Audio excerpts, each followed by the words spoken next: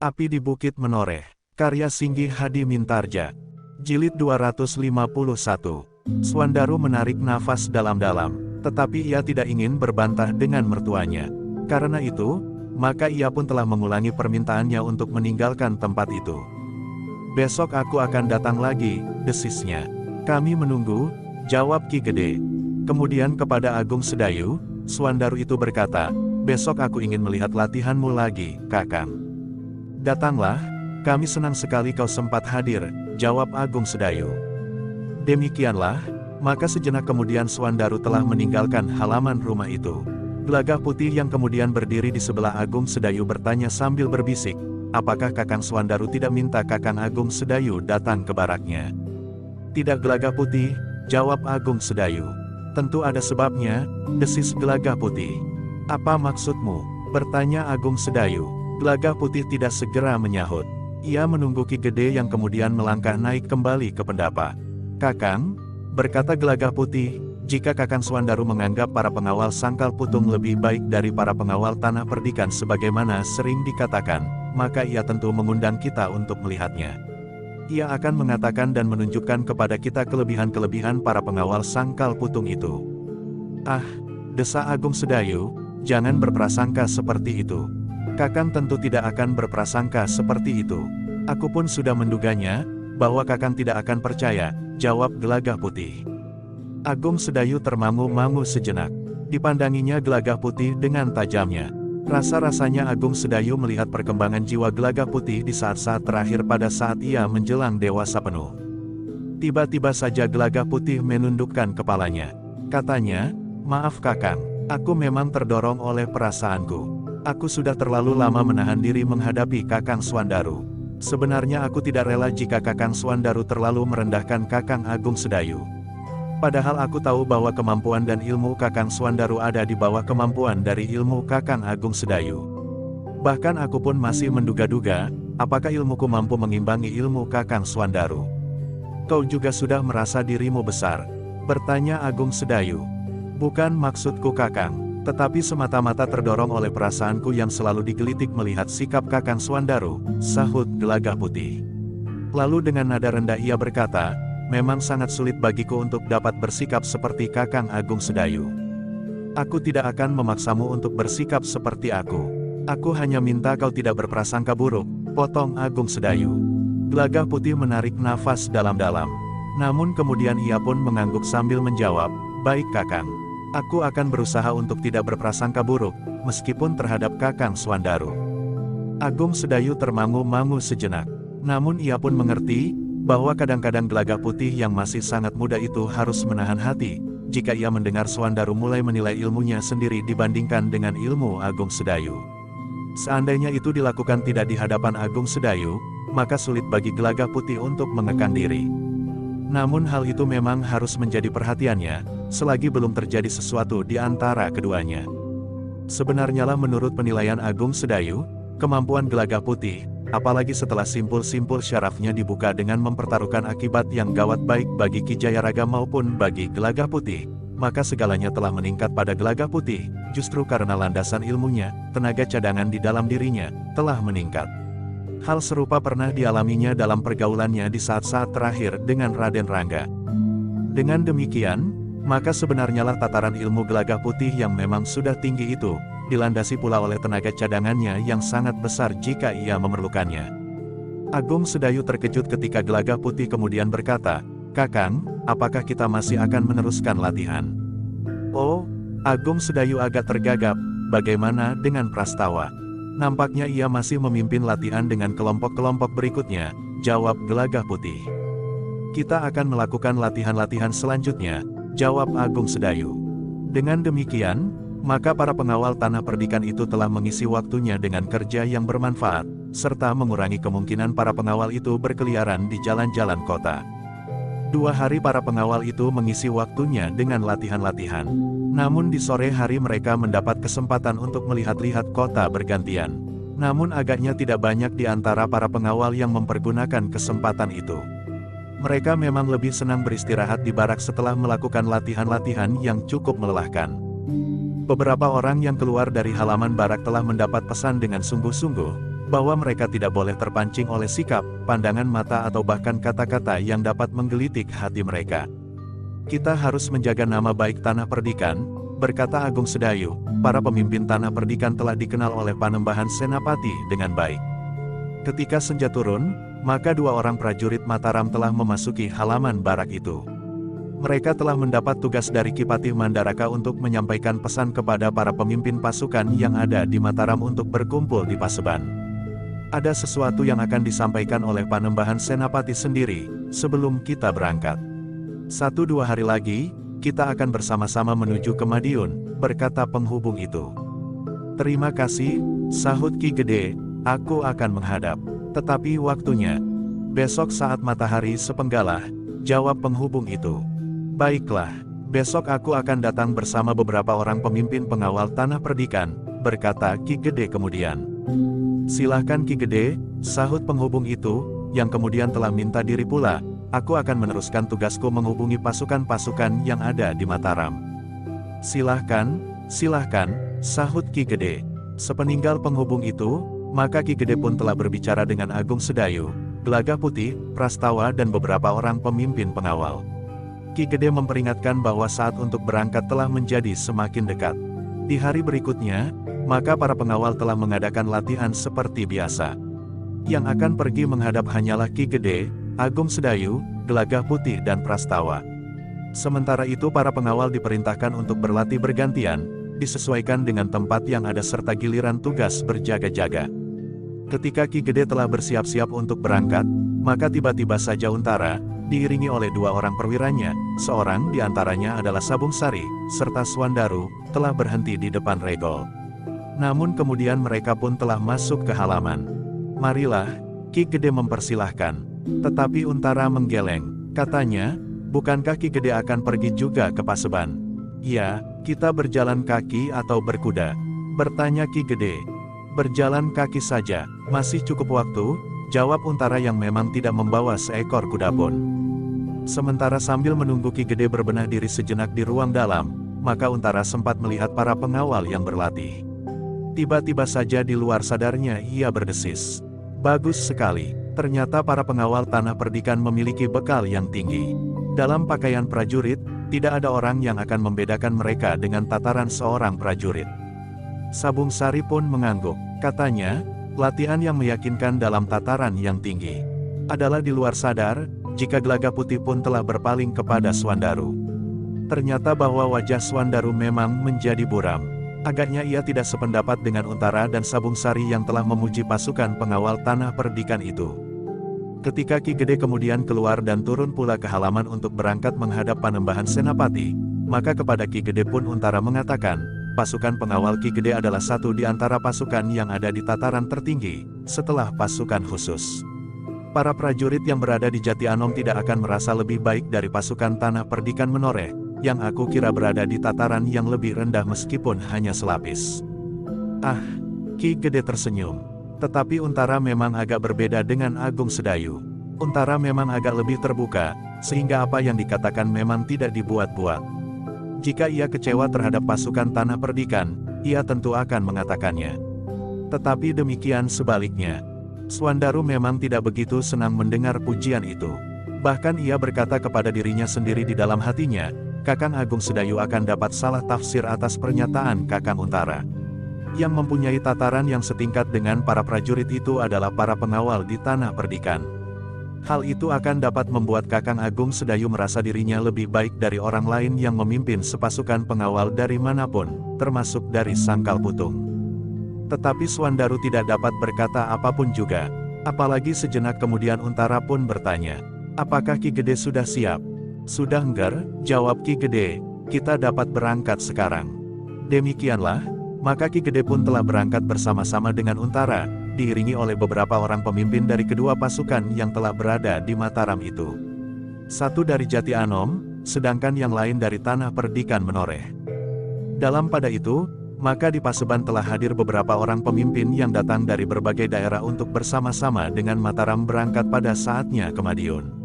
Sejenak kemudian, maka Panembahan Senapati pun telah hadir pula bersama Ki Patih Mandaraka. Beberapa saat kemudian, Maka pembicaraan tentang keberangkatan seluruh kekuatan yang mendukung perjuangan Mataram itu telah dibuka oleh Panembahan Senapati sendiri. Panembahan Senapati telah memberikan petunjuk-petunjuk dan perintah-perintah kepada para pangeran yang akan ikut serta, juga para adipati, para pemimpin pasukan dari daerah yang tersebar, termasuk Kademangan Sangkal Putung dan Tanah Perdikan Menoreh.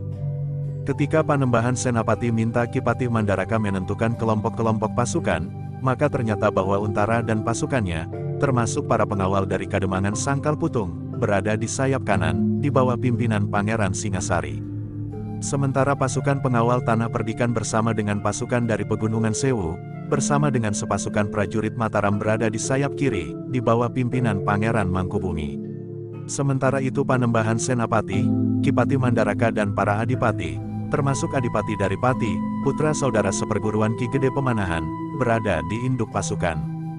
Kita akan menentukan gelar setelah kita melihat medan, berkata Panembahan Senapati. Lalu, mungkin kita harus menunggu dan menyesuaikan diri dengan besarnya pasukan lawan, serta barangkali gelar yang mereka pilih. Para pemimpin pasukan dari daerah-daerah itu mendengar semua perintah dengan saksama. Mereka tidak boleh salah langkah. Panembahan Senapati tidak akan mengulangi lagi perintahnya kelak jika mereka sampai di Madiun, kecuali jika Panembahan Senapati menentukan terjadinya perubahan-perubahan yang mendasar. Beberapa orang perwira terpilih dari Mataram telah berada di seluruh bagian pasukan yang besar itu.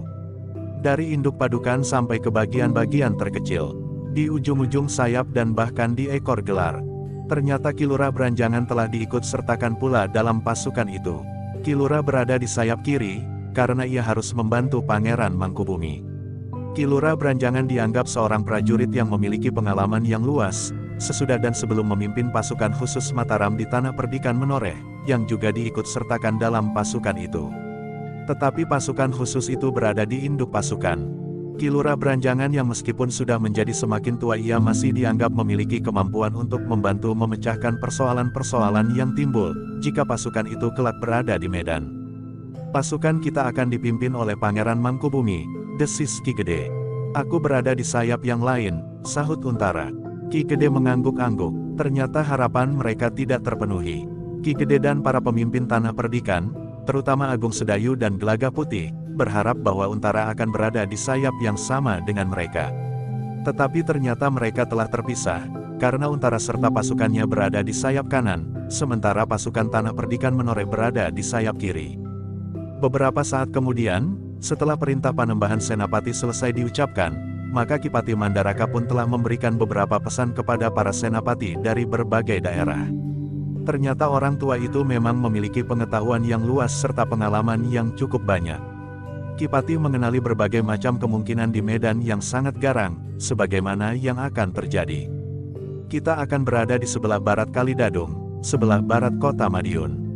Kita akan berkemah untuk menunggu saat yang paling tepat untuk menyeberang dan memasuki Madiun, berkata Kipati Mandaraka. Sebagian dari para senapati memang belum pernah melihat Kali Dadung.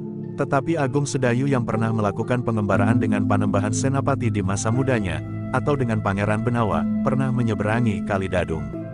Tidak saja di penyeberangan yang memotong Kali Dadung di jalan raya ke Madiun, tetapi di tempat-tempat lain dari Kali Dadung itu. Demikian pula Gelagah Putih, justru dengan Raden Rangga yang seakan-akan telah menjelajahi tanah ini dari ujung barat sampai ke ujung timur. Bahkan keduanya pernah bermalam di pinggir Kali Dadung, di tepian, di atas pasir yang basah. Raden Rangga sama sekali tidak merasa terganggu oleh pakaiannya yang kemudian juga menjadi basah.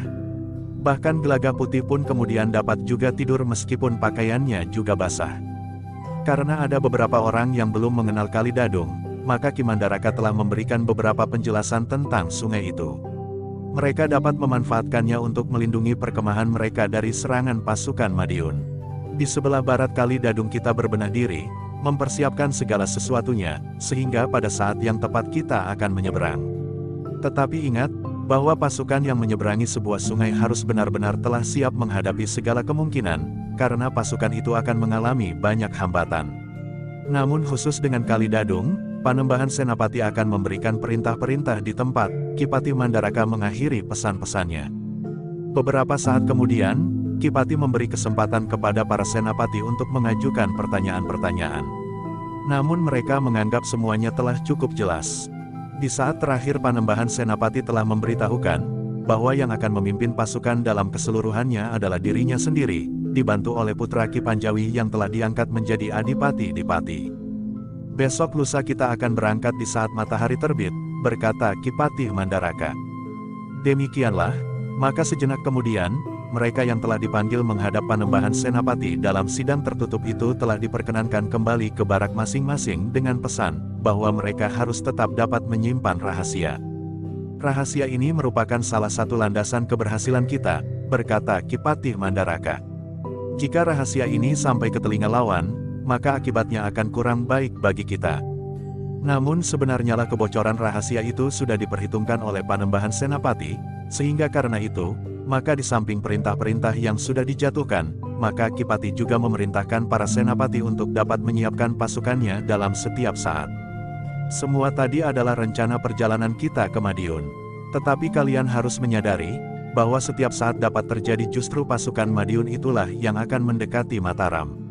Karena itu, maka setiap pasukan harus dapat disiapkan dalam waktu singkat. Demikian perintah jatuh, maka beberapa saat kemudian, pasukan telah siap turun ke medan. Ki Patih Mandaraka masih memperingatkan. Dalam pada itu, maka para senapati itu pun meninggalkan Paseban dengan gambaran mereka masing-masing tentang keadaan yang sedang mereka hadapi. Namun pada umumnya, mereka yakin bahwa mereka akan dapat mengatasi kekuatan pasukan Madiun, betapapun besar jumlah mereka. Orang-orang Mataram yakin akan kemampuan dan ilmu para pemimpin mereka, meskipun mereka pun tidak mengabaikan kemampuan dan ilmu para pemimpin yang ada di Madiun. Ki Gede dan para pemimpin pasukan pengawal Tanah Perdikan meninggalkan Paseban bersama-sama dengan Untara dan para pemimpin pasukan pengawal Kademangan Sangkal Putung. Betapapun besarnya tekad dan minat Swandaru untuk memegang peranan dalam perang besar itu, namun setelah ia berada di antara para senapati yang berdatangan dari daerah-daerah lain, termasuk dari seberang Gunung Kendeng, maka Swandaru memang cepat terpengaruh, dan merasa bahwa dirinya bukan unsur penentu di dalam perang yang akan datang. Jika semula ia membayangkan bahwa para pengawal Sangkal Putung akan dapat menarik perhatian Panembahan Senapati karena kemampuannya, maka di antara pasukan yang sekian banyaknya, keadaannya akan menjadi lain.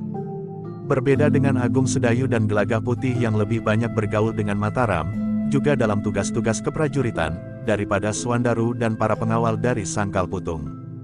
Namun bersama Untara, Swandaru akan mendapat banyak petunjuk-petunjuk yang sangat berarti baginya. Dalam perjalanan kembali ke barak, Untara dan para pengiringnya tidak singgah sama sekali di barak Ki Gede. Ketika mereka lewat di depan barak pengawal Tanah Perdikan menoreh, maka Untara pun berkata, "Maaf Ki Gede, kami tidak singgah. Kami harus segera mempersiapkan pasukan kami, karena dalam waktu dekat kami akan berangkat ke Madiun." "Masih ada waktu untuk berbenah diri," berkata Ki Gede, "bukankah baru besok lusa kita akan berangkat?"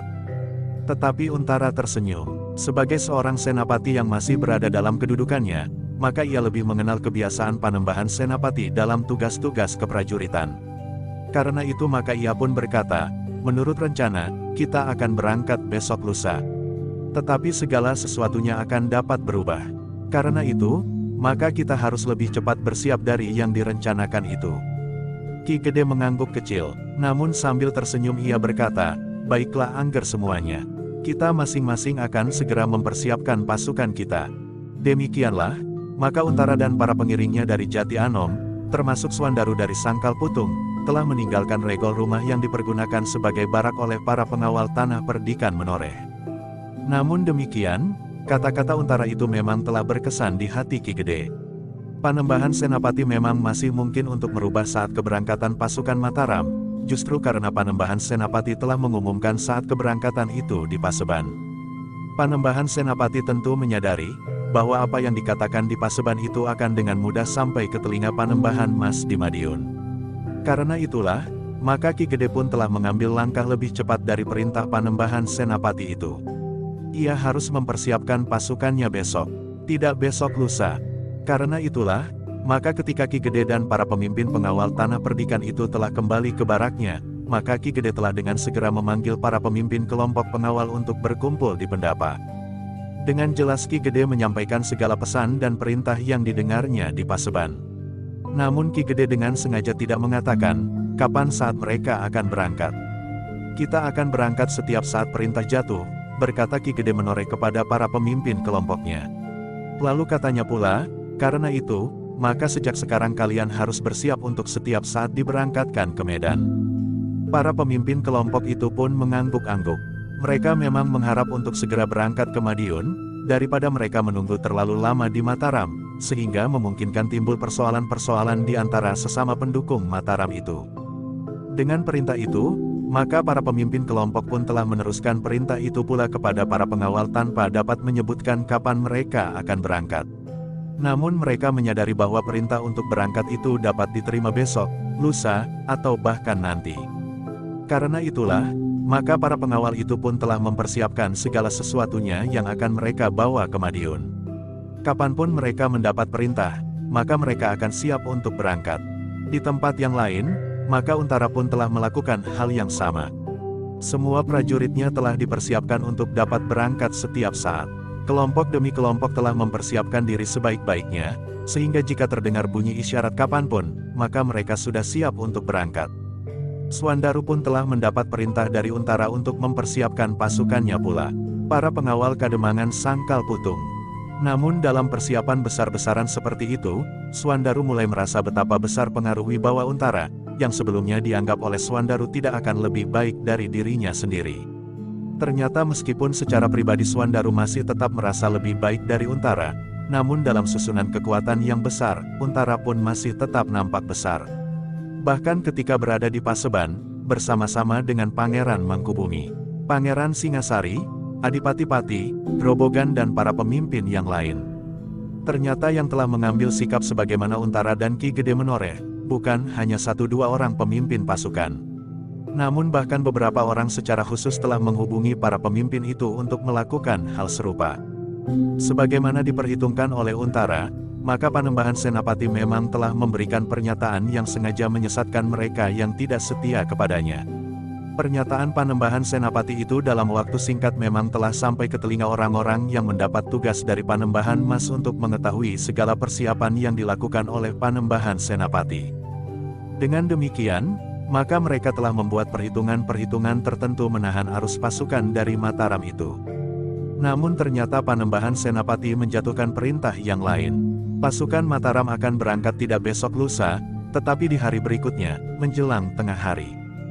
Ketika matahari terbit di hari berikutnya, maka beberapa orang penghubung telah memencar agar perintah itu dapat sampai ke sasaran, para pemimpin pasukan, bahwa pasukan harus dipersiapkan pagi itu juga. Memang ada beberapa orang pemimpin pasukan yang menjadi agak tergesa-gesa, karena mereka kurang mempersiapkan diri sebelumnya. Namun waktu masih cukup panjang untuk mempersiapkan segala sesuatunya. Panembahan Senapati memang tidak lagi mengumpulkan semua pasukan di alun-alun atau di arah-arah yang luas yang dapat menampung seluruh pasukan. Tetapi perintah Panembahan Senapati sudah terperinci dan jelas. Semua pasukan harus berangkat dari barak masing-masing, menempuh jalan yang sudah ditunjuk bagi setiap pasukan. Ki Gede Menoreh yang mendapat perintah itu menarik nafas dalam-dalam. Ternyata Panembahan Senapati adalah seorang yang berwawasan jauh dan cermat. Semua kelompok pasukan yang ada di Mataram diketahuinya dengan pasti, sehingga semuanya dapat diatur dengan tertib. Ki Gede pun segera memanggil Agung Sedayu, Gelagah Putih dan Prastawa untuk memberitahukan perintah yang telah diterima oleh Ki Gede, lengkap dengan keterangan tertulis apa yang harus dilakukannya. Kita akan berangkat dari barak ini tanpa berkumpul lebih dahulu. Tetapi di tengah hari, kita akan berada di tempat yang telah ditentukan dan berkumpul dengan seluruh pasukan yang akan menjadi bagian dari sayap kiri pasukan Mataram jika kelak disusun gelar. Sedangkan induk pasukan dan pasukan yang akan berada di sayap kanan, akan berkumpul di tempat lain yang sudah ditentukan pula, tanpa diketahui oleh bagian-bagian lain dari pasukan yang besar ini. Demikian pula sayap kiri yang akan dipimpin langsung oleh Pangeran Mangkubumi. Baru kelak kita akan berkumpul bersama-sama setelah kita berada di Madiun, berkata Ki Gede. Bagaimana dengan pasukan Pajang? Bertanya Agung Sedayu. Pasukan Pajang akan berada di induk pasukan, jawab Ki Gede. Bagaimana jika terjadi kesulitan pada bagian-bagian dari pasukan yang terpecah itu? Seandainya Madiun yang tahu akan hal ini dan dengan sengaja menahan bagian dari pasukan Mataram dengan kekuatan penuh. Bukankah itu sangat berbahaya bagi pasukan Mataram? Bertanya Gelagah Putih. Para pemimpin bagian dari pasukan Mataram tentu mengetahui tempat-tempat dari bagian-bagian yang lain, serta jalan yang akan mereka tempuh, sehingga mereka dapat memerintahkan penghubung untuk memberikan isyarat. Menurut perhitunganku, ketiga bagian dari pasukan itu sebenarnya tidak berjauhan tempatnya, dan kita tahu jalan-jalan yang manakah yang mungkin dilalui oleh pasukan yang besar yang tentu tidak hanya membawa senjata di setiap tangan para prajurit dan pengawal, tetapi tentu akan membawa pedati-pedati yang berisi bekal, cadangan senjata dan lain-lain, berkata Ki Gede. Namun kemudian ia berkata lebih lanjut, kecuali jika semuanya itu sudah disiapkan di Pajang. Sebenarnya lah perhitungan Ki Gede itu tidak jauh dari kebenaran. Perlengkapan dan bekal memang telah dipersiapkan di Pajang. Bahkan sebagian dari pedati-pedati itu akan berangkat tanpa menunggu kedatangan pasukan induk dari Mataram, karena pedati-pedati itu akan berjalan sangat lambat. Tetapi sebagian yang lain akan berjalan di belakang pasukan kelak. Demikianlah, maka Ki Gede Menoreh dengan seluruh pasukannya telah berkemas dan siap untuk berangkat. Ketika matahari naik semakin tinggi, maka mereka pun telah berada di halaman depan, halaman samping dan longkangan, dalam kelompok-kelompok masing-masing. Ki Gede telah sempat memberikan pesan kepada para pengawal agar mereka memegang teguh segala pageran, dilandasi dengan kesadaran sepenuhnya akan tujuan keberangkatan mereka bersama pasukan Mataram yang lain. Jangan kehilangan landasan, berkata Ki Gede lantang, jangan putus hubungan dengan sumber hidup kalian. Berdoalah kepada Yang Maha Agung agar kalian mendapat perlindungannya. Meskipun kita sama-sama tahu bahwa peperangan adalah neraka, tetapi kita jangan kehilangan akal dan bertindak di luar batas kemanusiaan, karena di dalam peperangan sekalipun kita tetap titah tertinggi dari Yang Maha Agung itu. Setelah Ki Gede selesai dengan pesan-pesannya, maka Ki Gede pun telah memerintahkan para pemimpin kelompok itu untuk kembali ke dalam kelompoknya. Kita akan memakai pertanda bende kecil kita, berkata Ki Gede. Kita tidak menunggu siapa-siapa lagi. Kita akan berangkat sendiri. Para pemimpin kelompok pun segera kembali ke kelompok masing-masing. Mereka mendapat kesempatan beberapa saat untuk berbicara dengan para pengawal meneruskan pesan-pesan Ki Gede, terutama tentang jalur perjalanan mereka serta ketertiban yang harus mereka lakukan dalam keterikatan pageran-pageran yang telah dikeluarkan oleh Mataram. Namun setiap pemimpin kelompok itu tidak pula lupa berpesan, agar setiap orang dalam pasukan pengawal Tanah Perdikan Menoreh tidak lupa berdoa bagi diri mereka masing-masing dan bagi semuanya yang terlibat dalam peperangan, termasuk lawan-lawan mereka. Sesaat kemudian, maka Ki Gede pun telah memerintahkan untuk memukul bende langsung 2 kali. Setiap orang telah mempersiapkan diri sebaik-baiknya. Mereka berkesempatan sekali lagi melihat senjata masing-masing. Bekal bagi mereka secara pribadi, dan yang bertugas telah meneliti pula bekal dan peralatan cadangan yang perlu mereka bawa. Baru beberapa saat kemudian, maka terdengar suara bende 3 kali berturut-turut. Dengan demikian maka pasukan Tanah Perdikan itu pun telah berangkat meninggalkan barak sementara mereka di Mataram. Iring-iringan itu pun segera turun ke jalan di depan barak mereka. Ternyata Ki Gede, Agung Sedayu dan Gelagah Putih tidak langsung berada di ujung pasukan, tetapi mereka berada di sebelah pintu gerbang untuk menyaksikan pasukan mereka dari ujung sampai ke ekornya. Prastawalah yang berada di ujung barisan, berkuda diapit oleh para pengawal dan diiringi oleh pertanda kebesaran Tanah Perdikan Menoreh. Seorang pengawal yang tahu bahwa Ki Gede masih berada di sebelah pintu berdesis kepada kawannya, jangan-jangan Ki Gede akan menanyakan apa yang aku bawa dalam bungkusan ini. Apa yang kau bawa? Bertanya kawannya. Kemarin aku melihat buah nangka itu masak. Sayang sekali jika ditinggalkan begitu saja. Besok tentu akan membusuk atau dimakan codot. Karena itu, lebih baik aku membawanya.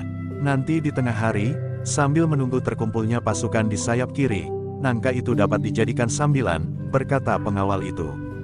Kau memang aneh. Buah nangka itu begitu berat. Aku baru akan menanyakan, beban apa saja yang kau bawa sehingga nampaknya kau merasa terlalu menderita, desis kawannya. Jadi, bagaimana menurut pendapatmu? Bertanya pengawal yang membawa buah nangka itu. Jika kau letakkan di sini, maka rasa-rasanya tidak ada gunanya. Pemimpin kelompok kita akan melihat, dan barangkali menjadi marah dan melaporkannya kepada Ki Gede, jawab kawannya. Ya, karena itu lalu bagaimana? Pengawal itu mulai jengkel karena mereka sudah mendekati pintu gerbang. Bawa saja, jawab kawannya. Bawa saja, ulang pengawal itu, kau tentu yang beruntung. Kau tidak ikut bertanggung jawab. Tetapi jika selamat, kau akan ikut menikmatinya. Apa boleh buat, jawab kawannya. Kenapa apa boleh buat? Geram pengawal itu. Kenapa kau marah? Bukankah kau menanyakan pendapatku? Sahut kawannya. Pengawal itu mengerutkan keningnya, tetapi ia tidak sempat menjawab karena mereka telah sampai di pintu gerbang. Iring-iringan itu berjalan terus. Ketika pengawal yang membawa buah nangka itu lewat di depan Ki Gede yang duduk di atas punggung kuda, keringatnya mulai membasahi punggung. Demikian ia berjalan di depan Ki Gede, maka tiba-tiba saja Ki Gede menyentuh bungkusannya dengan tangkai tombaknya. Beberapa orang telah berpaling. Suara buah nangka masak yang khusus itu membuat Ki Gede justru tersenyum. Namun Agung Sedayu dan Gelagah Putih tidak dapat menahan tawa mereka. Bahkan beberapa orang di sekitarnya pun telah tertawa pula. Pemilik rumah yang kita pergunakan untuk barak ini tentu akan mencarinya, desis Ki Gede masih sambil tersenyum. Pengawal itu menjadi gagap. Ia pun kemudian bertanya di luar sadarnya, apakah harus aku kembalikan Ki Gede? Ki Gede justru tertawa, katanya, tidak perlu sekarang. Tetapi besok jika kita selamat kembali dari Madiun, maka kau harus membayar harganya. Ya, aku akan membayar harganya, jawab pengawal itu. Jika demikian orang itu tentu akan mendoakan agar kau kembali dengan selamat, berkata Ki Gede. Pengawal yang menjadi pucat itu tidak menjawab. Tetapi Ki Gede telah mendorongnya dengan tangkai tombaknya sambil berkata, majulah, kawan-kawan di belakangmu menunggumu. Pengawal itu pun kemudian telah melangkah dan berjalan dengan cepat menyusul orang yang di depannya, diikuti oleh kawan yang berjalan di sampingnya. Nah, bukankah Ki Gede tidak marah? Desis kawannya. Kau tidak akan mendapat bagian, geram pengawal itu. Aku akan merampokmu dengan kekerasan, sahut kawannya yang berjalan di sampingnya. Pengawal itu menjadi tegang, tetapi kawannya justru mulai tertawa melihat wajah pengawal yang masih pucat itu. Katanya, kau hampir pingsan karenanya, tetapi aku sudah siap menolongmu. Karena itu, lain kali kau tidak boleh berbuat seperti itu. Biarlah aku buang saja buah yang memberati lambung ini, desis pengawal itu. Jangan, potong kawannya dengan serta-merta. Aku tidak memerlukan lagi, berkata pengawal itu. Bawa saja, apalagi justru sudah diketahui oleh Ki Gede, berkata kawannya. Jika kau perlu, bawalah. Aku tiba-tiba menjadi muak, berkata pengawal itu. Namun kawannya tiba-tiba tertawa menyentak. Namun dengan serta-merta ditahannya sambil bergumam, pemerasan. Kau memang cerdik. Pengawal yang membawa buah nangka itu mengerutkan dahinya. Tetapi ia pun kemudian tertawa pula.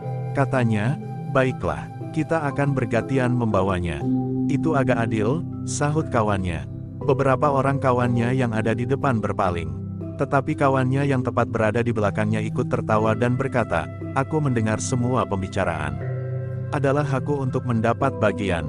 Pengawal yang membawa buah nangka itu menyahut, satu lagi yang akan bergantian membawanya. Ketiganya pun tertawa, yang berada di samping kawannya yang di belakang itu tertawa pula dan berkata, aku tidak akan berbicara apa-apa. Mereka pun terdiam ketika mereka melihat Ki Gede diapit oleh Agung Sedayu dan Gelagah Putih mendahului iring-iringan itu dan menempatkan diri di depan. Sementara itu, mereka melintasi sepasukan pengawal yang sudah siap untuk berangkat pula. Pengawal dari Pegunungan Sewu yang dipimpin oleh seorang Demang yang memiliki beberapa kelebihan dari sesamanya, Ki Demang Selagilang. Jumlah pengawal yang dibawanya tidak sebanyak pengawal dari Tanah Perdikan Menoreh, namun nampaknya para pengawal dari Pegunungan Sewu itu juga merupakan pengawal yang terlatih baik. Alam yang keras dan kebiasaan hidup yang berat, telah menempa mereka menjadi orang-orang yang kuat lahir dan batinnya. Ketika para pengawal dari Pegunungan Sewu itu melihat para pengawal dari Tanah Perdikan Menoreh lewat, mereka pun telah memberikan salam. Bahkan ada di antara mereka yang melambai-lambaikan pedangnya sambil berteriak, kita akan berada di satu sayap. Ki Gede pun membalas salam mereka. Ternyata Ki Demang sendirilah yang memimpin pasukan pengawalnya. Sebentar lagi kami akan menyusul, berkata Ki Demang. Kami menunggu, jawab Ki Gede. Sambil berjalan mendahului iring-iringan, Agung Sedayu berdesis, kira-kira jumlah mereka sama dengan jumlah para pengawal dari Sangkal Putung. Kita belum melihat jelas seberapa besarnya pasukan pengawal Sangkal Putung, berkata Ki Gede. Tetapi menurut dugaanku, kira-kira yang dapat dikerahkan juga sebesar pasukan dari Pegunungan Sewu itu, sahut Gelagah Putih. Sebenarnya Pegunungan Sewu mempunyai jumlah pengawal cukup. Tetapi seperti Menoreh, maka sebagian di antara anak-anak mudanya telah berada di antara pasukan khusus Mataram di tanah perdikan Menoreh sejak terbentuknya. Kemudian sebagian lagi dari anak-anak mudanya harus tetap berada di tempat, karena mereka setiap saat harus bekerja keras untuk kehidupan mereka. Mengatasi tanah gersang berbatu-batu dan usaha untuk menghijaukan bukit-bukit yang memanjang bersusun. Jika Pegunungan Sewu mengerahkan semua anak-anak mudanya ke Mataram sekarang ini, maka penggerak dari kehidupan di Pegunungan Sewu akan berhenti, karena orang-orang tua saja tidak cukup tenaga untuk melawan garangnya alam, berkata Ki Gede. Agung Sedayu dan Gelagah Putih mengangguk-angguk mengiyakan. Sementara itu Ki Gede berkata selanjutnya, Panembahan Senapati sendiri menganjurkan, agar tidak semua anak-anak muda turun ke Mataram, karena kehidupan di Pegunungan Sewu harus berjalan terus. Sambil berbincang, ternyata iring-iringan itu telah sampai ke pintu gerbang. Nampaknya baru saja sebuah iring-iringan lewat. Tetapi mereka tidak tahu, iring-iringan dari manakah yang telah keluar dari gerbang kota itu. Di pintu gerbang, ternyata iring-iringan itu telah disambut oleh beberapa orang prajurit Mataram yang bertugas untuk mengucapkan selamat jalan. Kemudian di sebuah halaman di pinggir jalan, seperangkat gamelan ditabuh dengan irama keras, mengantar para prajurit dan pengawal yang akan pergi ke medan pertempuran. Demikianlah, maka sejenak kemudian iring-iringan pengawal dari tanah perdikan Menoreh itu telah lepas dari kota. Mereka mulai memasuki jalan-jalan panjang yang berdebu. Sementara terik matahari semakin lama terasa semakin menyengat kulit. Menjelang tengah hari, iring-iringan itu harus sudah sampai di tempat yang ditentukan. Namun agaknya masih ada iring-iringan di belakang mereka, karena ketika para pengawal dari tanah perdikan itu keluar dari pintu gerbang, para pengawal dari Pegunungan Sewu masih ada di dalam. Di perjalanan, para pengawal yang mulai berkeringat itu tidak lagi banyak bicara. Yang membawa nangka telah merasa terlalu letih, sehingga seperti yang disepakati, maka bergantian 4 orang di antara mereka akan membawa nangka itu sampai ke tempat yang sudah ditentukan. Perjalanan pada langkah pertama itu memang tidak terlalu panjang. Mereka melintasi beberapa bulak dan padukuhan. Kemudian mereka memasuki sebuah bulak panjang yang baru saja dipetik hasilnya, sehingga bulak itu menjadi seperti ara-ara yang luas. Ki Gede yang ada di ujung iring-iringan itu memberi isyarat, bahwa sebentar lagi pasukan mereka akan sampai ke tujuan pertama. Sebenarnya lah ketika mereka melintasi bulak itu, maka mereka pun segera melihat di kejauhan di ujung bulak panjang itu, beberapa pertanda. Umbul-umbul dan rontek, mereka pun segera mengerti, bahwa mereka telah sampai di tempat yang ditentukan untuk berkumpul. Ternyata Pangeran Mangkubumi telah berada di tempat itu pula. Bahkan Pangeran Mangkubumi sendirilah yang telah menerima para pemimpin pasukan. Dengan ramah Pangeran Mangkubumi telah mempersilahkan Ki Gede, Agung Sedayu, Gelagah Putih dan Prastawa untuk duduk bersamanya, di bawah rimbunnya beberapa batang pohon gayam yang berjajar di pinggir bulak. Di sawah yang baru saja dipetik hasilnya itu, sepasukan prajurit Mataram telah menunggu. Mereka duduk tersebar di teriknya panas matahari menjelang tengah hari. Tetapi prajurit-prajurit yang telah terlatih itu nampaknya tidak merasakan sengatan sinar matahari itu. Meskipun ada juga di antara mereka yang mencoba melindungi kepalanya dengan perisainya. Para pengawal tanah perdikan yang datang kemudian pun telah mengambil tempat yang sama pula. Mereka pun telah duduk di atas tanah kering, yang masih ditebari pangkal batang padi yang telah ditebas. Kita menunggu pasukan dari Pegunungan Sewu, berkata Pangeran Mangkubumi kepada Ki Gede. Ketika kami berangkat, pasukan itu sudah siap Pangeran, jawab Ki Gede. Ya, menurut perintah, tengah hari kita berkumpul. Sesaat lagi matahari akan sampai ke puncak, berkata Pangeran Mangkubumi. Apakah kita akan bermalam di perjalanan? Kita tidak akan singgah di Pajang. Hanya induk pasukan saja yang akan melewati kota Pajang, jawab Pangeran Mangkubumi. Kita akan bermalam 2 malam sedikitnya, sahut Ki Gede. Ya, semalam sebelum Pajang, dan semalam lagi sesudah lewat Pajang. Kita akan menempuh jalan di sebelah utara kota, sedangkan sayap kanan di sebelah selatan kota. Kita beruntung, bahwa kita akan melalui jalan yang lebih baik daripada sayap kanan, yang akan menelusuri jalan-jalan setapak dan lereng perbukitan, berkata Pangeran Mangkubumi. Justru merupakan pemanasan, desis Ki Gede. Pangeran Mangkubumi tertawa, katanya, terik matahari sudah cukup memanaskan darah kita. Percakapan itu terhenti ketika mereka melihat dari kejauhan iring-iringan pasukan dari Pegunungan Sewu. Ternyata bahwa pasukan itu datang sesaat saja menjelang matahari sampai ke puncak. Tetapi belum terhitung terlambat. Pangeran Mangkubumi pun kemudian telah bangkit menyongsong iring-iringan itu bersama Ki Gede dan beberapa orang pemimpin prajurit Mataram yang lain. Para senapati dan para perwira yang bertugas membantu Pangeran Mangkubumi memimpin sayap kiri. Ki Demang Selagilang yang memimpin pasukan dari Pagunungan Sewu yang membujur di sisi selatan menghadap samudera itu pun segera melaporkan diri. "Pasukan kita sudah lengkap," berkata Pangeran Mangkubumi, "kita akan segera berangkat. Hari ini, kita harus mencapai tempat yang sudah ditentukan. Kita akan bermalam 1 malam di sebelah barat Pajang. Kita akan melewati jalan di lereng Gunung Merapi dekat Jati Anom. Tetapi kita tidak akan melalui Kademangan Jati Anom itu sendiri." Demikianlah, maka Pangeran Mangkubumi segera mempersiapkan seluruh pasukannya yang terdiri dari para prajurit Mataram, para pengawal dari Tanah Perdikan Menoreh, dan para pengawal dari Pegunungan Sewu. Jumlah seluruh pasukan memang tidak begitu besar, tetapi cukup memadai untuk satu kekuatan sayap pasukan segelar sepapan. Sedangkan inti kekuatan dari pasukan Mataram berada di induk pasukan. Ketika seluruh pasukan sudah berkumpul, berdiri dalam jajaran yang rapi di tanah kering yang baru saja dipetik hasilnya itu, Pangeran Mangkubumi telah mengumpulkan para pemimpin dan pemimpin kelompok untuk mendengarkan beberapa pesan yang melengkapi pesan Panembahan Senapati.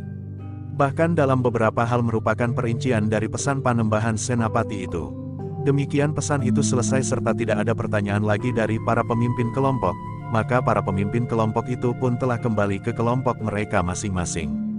Pangeran Mangkubumi memberi kesempatan kepada para pemimpin kelompok untuk menyampaikan pesan itu kepada para prajurit dan para pengawal. Baru kemudian Pangeran Mangkubumi memberi isyarat kepada pasukannya untuk berangkat. Sesaat kemudian, maka iring-iringan itu pun telah berangkat langsung menuju ke timur. Mereka menempuh jalan yang sudah ditentukan. Jalan yang sudah ditelusuri lebih dahulu oleh para petugas sandi, sehingga dengan demikian maka perjalanan pasukan itu selalu berada dalam bingkai perhitungan dalam keserasian dengan pasukan yang ada di induk pasukan dan di sayap kanan.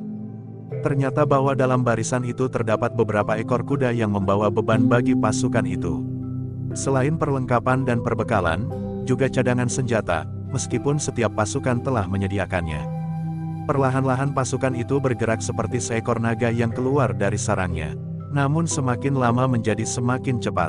Kaki para prajurit dan pengawal itu berderap seakan-akan telah mengguncang bumi. Pengawal Tanah Perdikan Menoreh yang membawa nangka tidak lagi merasa membawa beban.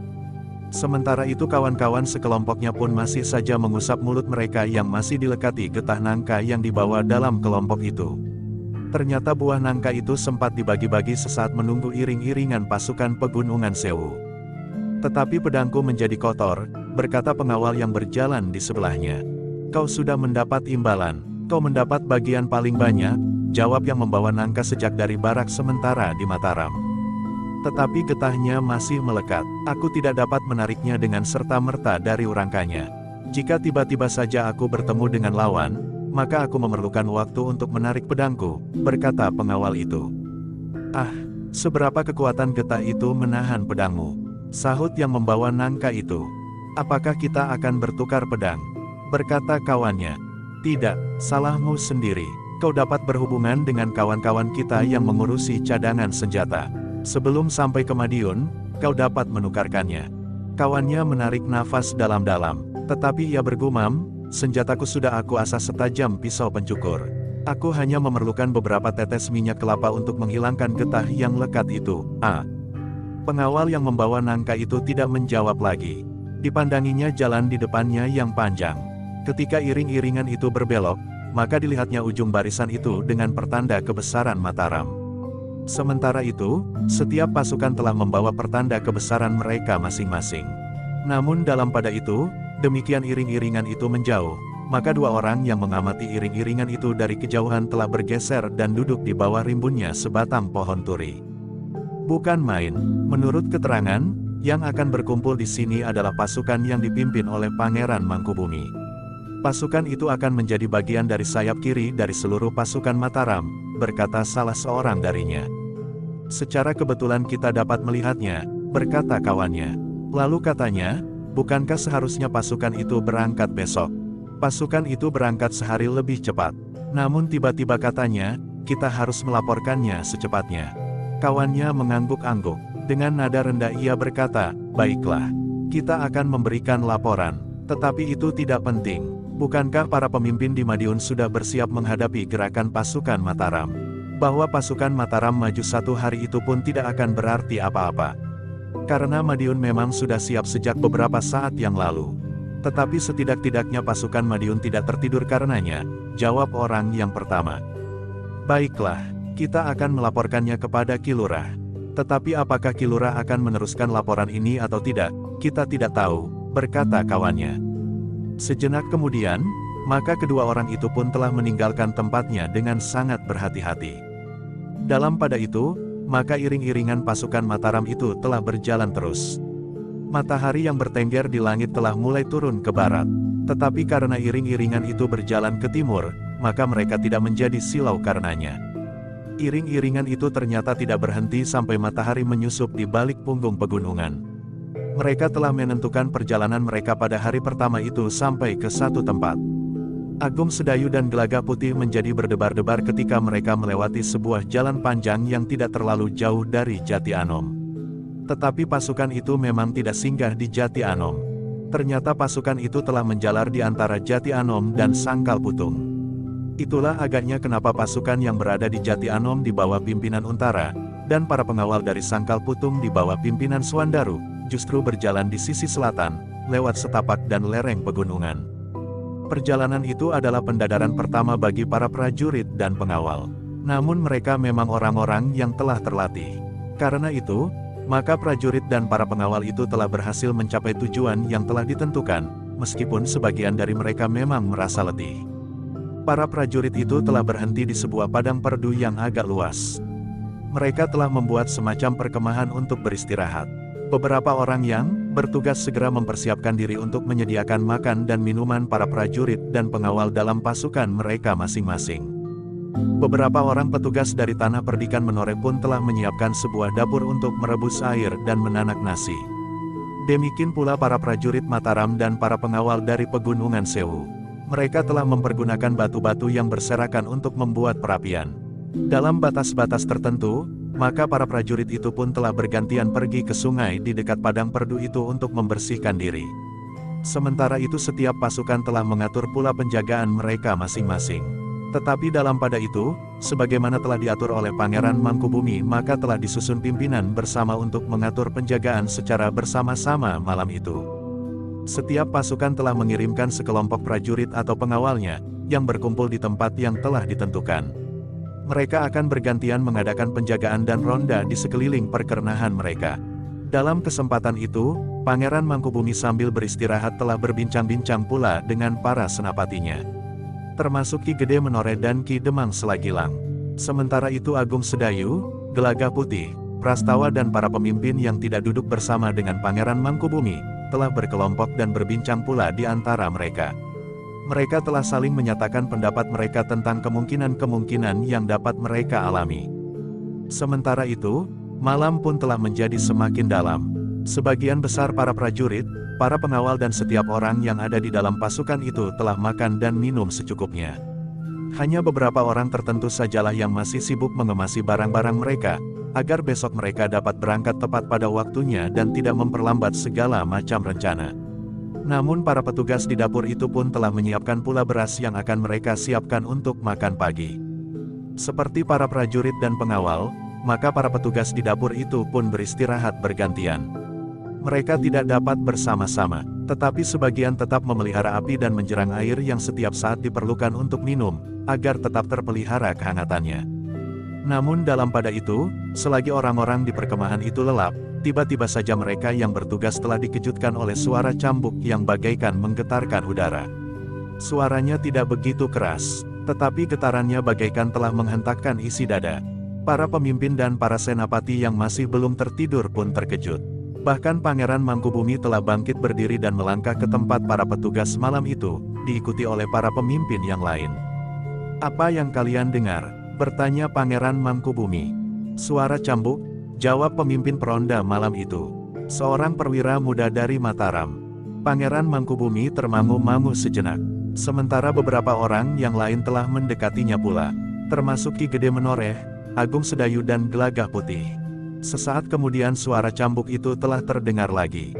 Seperti sebelumnya, memang tidak begitu keras, tetapi orang yang menghentakkan cambuk itu tentu orang yang berilmu sangat tinggi. Ketika seorang perwira prajurit Mataram melangkah maju menghadap Pangeran Mangkubumi dan mohon diizinkan untuk melihat siapakah yang bermain-main dengan cambuk itu, maka Pangeran Mangkubumi pun berkata, "Bukan kau. Dengar dan tangkap getaran cambuk itu. Kau akan tahu betapa tinggi ilmu orang itu. Apakah kita akan membiarkannya?" bertanya perwira itu. Pangeran Mangkubumi menarik nafas dalam-dalam. Katanya dengan nada datar, "Aku yang bertanggung jawab di sini. Biarlah aku dan beberapa orang pengawal mencarinya." "Jangan Pangeran," tiba-tiba saja Agung Sedayu mencegah. "Pangeran bertanggung jawab atas seluruh unsur yang ada di sayap ini. Karena itu, biarlah aku dan Gelagah Putih melihatnya." "Kenapa kau?" bertanya Pangeran Mangkubumi. Yang terdengar itu adalah suara cambuk, "Pangeran. Sedangkan aku adalah salah seorang murid dari perguruan orang bercambuk. Karena itu, dari sisi perguruan kami, maka aku berkepentingan untuk mengetahui siapakah orang itu, sedangkan murid dari perguruan orang bercambuk sekarang hanya ada 2. Aku sebagai murid tertua, dan Adi Swandaru yang ikut pula dalam pasukan Mataram ini, bergabung dengan para prajurit Mataram di Jati Anom dan berada di sayap kanan." Sementara itu, suara cambuk itu masih belum terlalu jauh dari Jati Anom. "Sedangkan padepokan kami berada di Jati Anom," jawab Agung Sedayu. Tetapi Ki Gede Menoreh telah menyahut, "Bukankah itu sangat berbahaya bagimu? Apalagi jika kau hanya berdua." "Ya," berkata Pangeran Mangkubumi pula, "dengan mendengar bunyi cambuk serta mengamati getaran ledakan cambuk itu maka kita yakin, bahwa orang itu berilmu sangat tinggi. Tetapi aku dapat mengenali bahwa ilmu itu mempunyai sumber yang sama dengan ilmuku.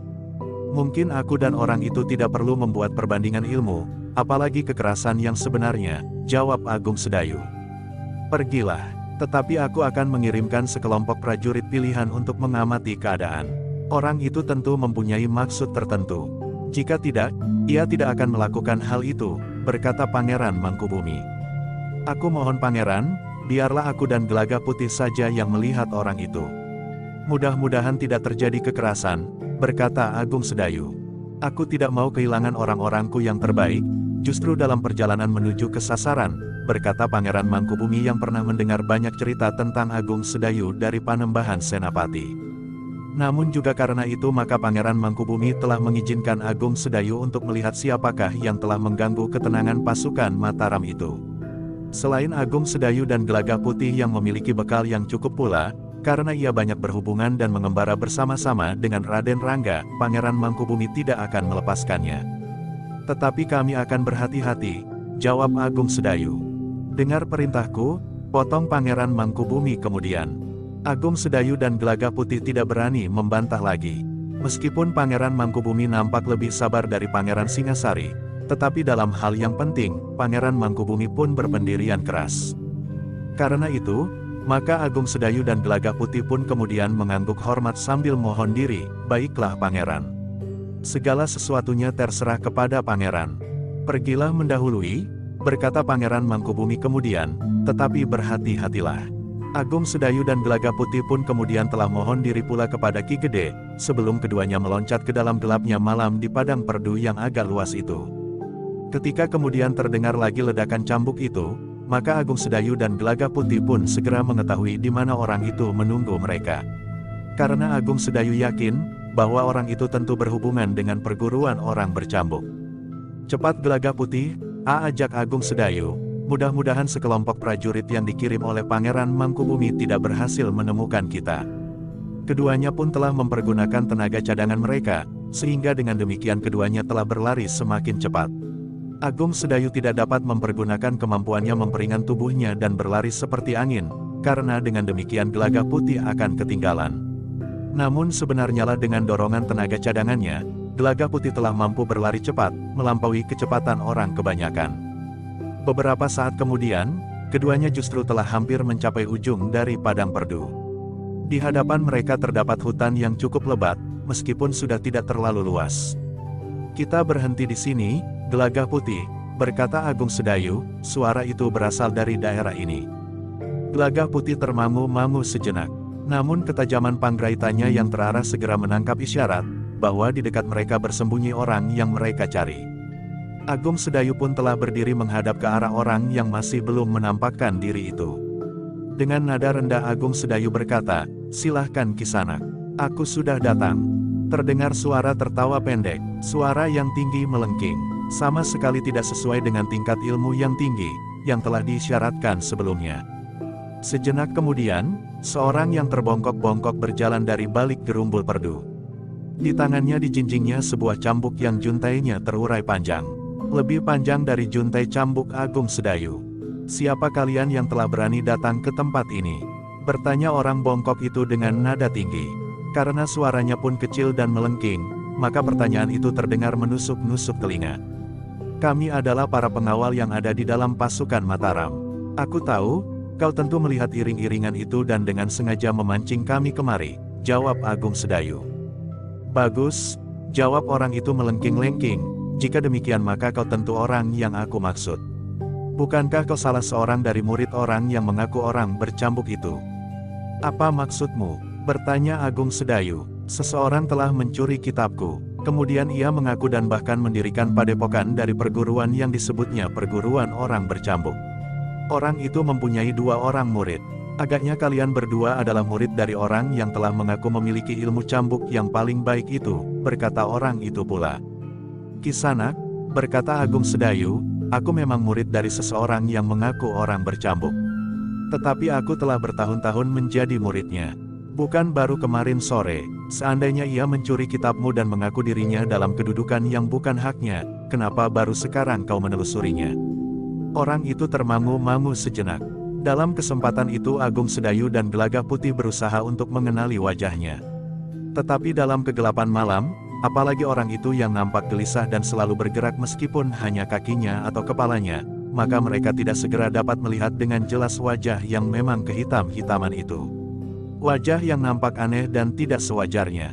Baru sejenak kemudian orang itu menjawab, satu pertanyaan yang cerdik.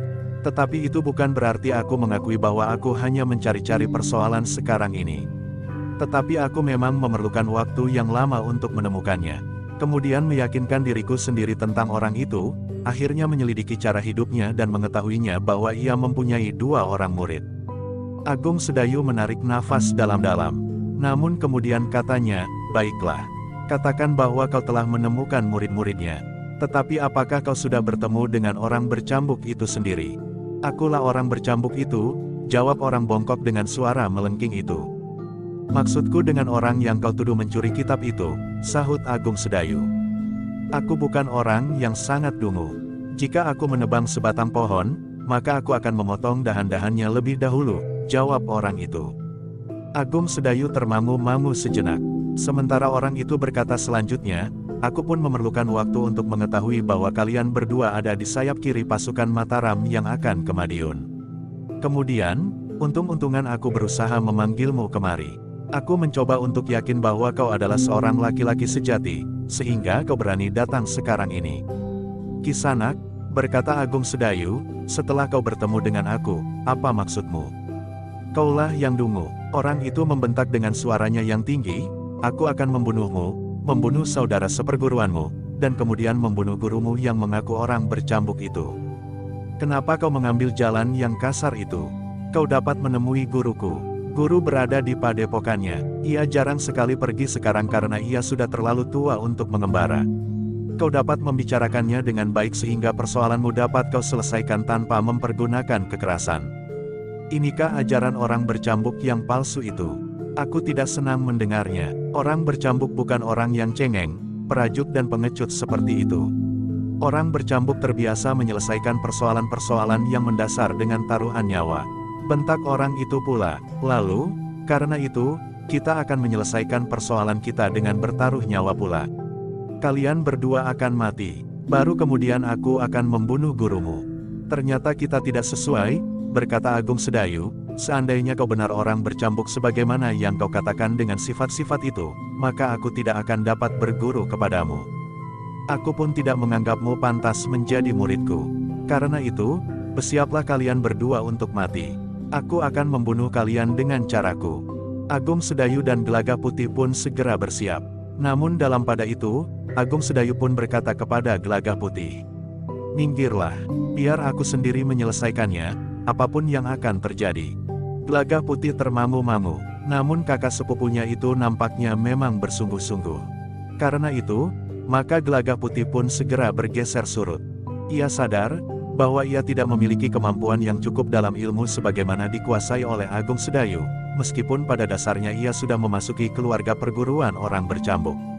Namun berhubung dengan keberangkatan pasukan Mataram ke Madiun, serta waktu yang dibutuhkan oleh Agung Sedayu untuk meningkatkan ilmu cambuknya sampai ke tataran puncaknya, maka ia belum mendapat bagian waktu yang cukup untuk benar-benar mewarisi ilmu dari perguruan orang bercambuk itu.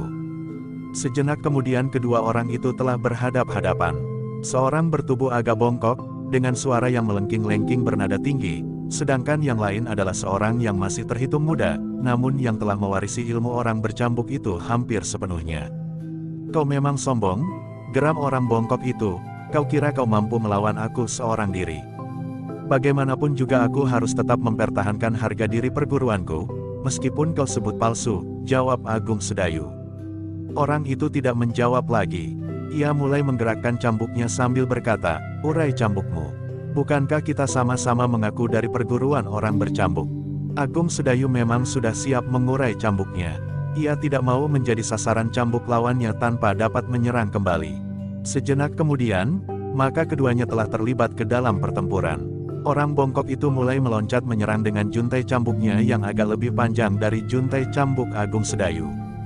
Namun Agung Sedayu sempat mengelak. Bahkan cambuknya pun telah menggelepar pula. Seperti cambuk lawannya, cambuknya pun tidak meledak memekakkan telinga. Tetapi getaran yang memancar lewat udara di seputarnya telah menggetarkan jantung, sebagaimana yang dilakukan oleh lawannya. Dengan demikian maka pertempuran itu pun menjadi semakin sengit. Keduanya berloncatan menghindari juntai-juntai cambuk yang sambar menyambar.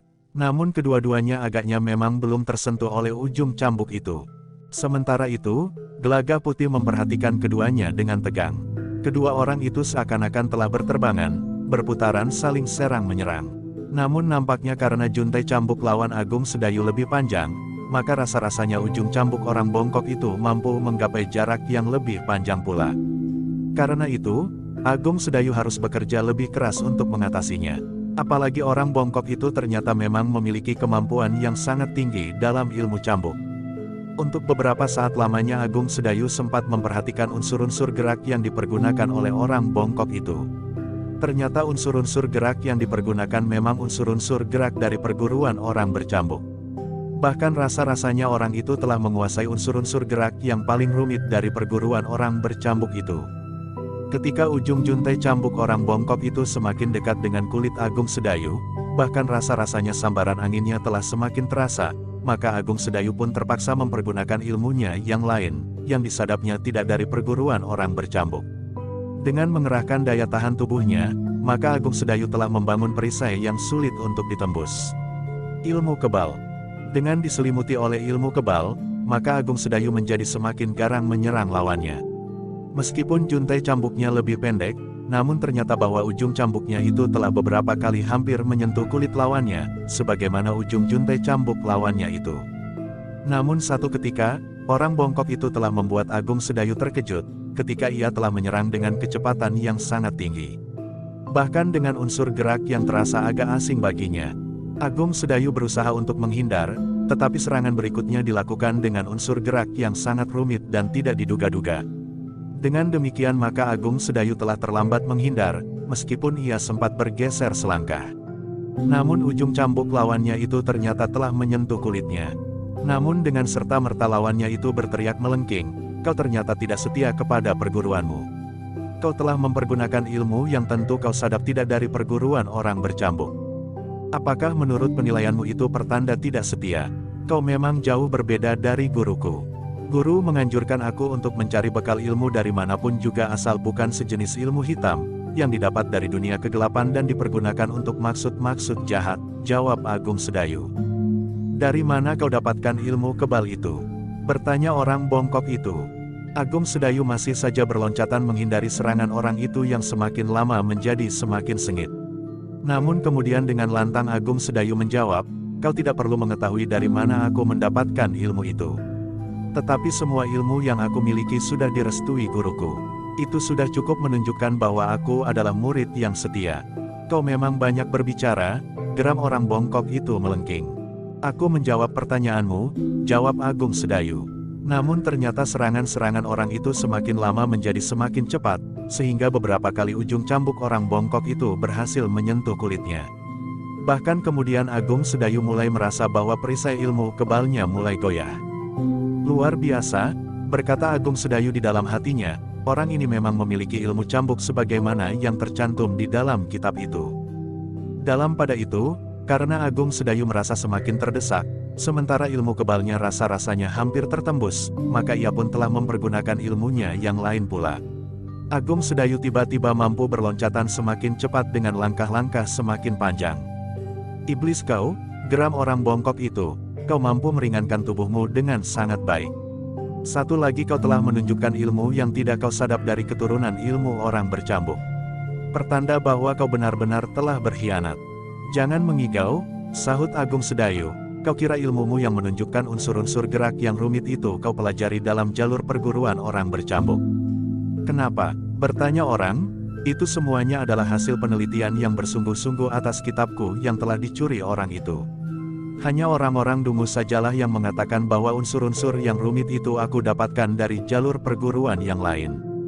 Aku tidak mendapatkannya di dalam kitab itu, berkata Agung Sedayu.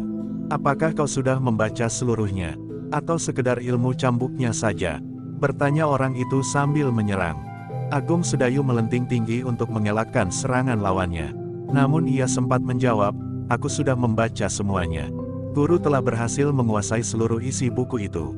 Omong kosong, geram orang bongkok itu, jika kau sudah membaca dan mengerti isi kitab itu, maka kau tidak akan heran melihat unsur-unsur yang kau anggap rumit itu. Atau otakmu memang terlalu tumpul, sehingga kau tidak melihat hubungan antara ilmu yang satu dengan yang lain. Jika kau sudah menguasai sepenuhnya ilmu cambuk dan hanya terikat dengan unsur-unsur gerak dari ilmu itu tanpa memanfaatkan unsur-unsur gerak dari jenis ilmu yang lain yang juga termuat di dalam kitab itu, maka kau termasuk seorang yang sangat malas.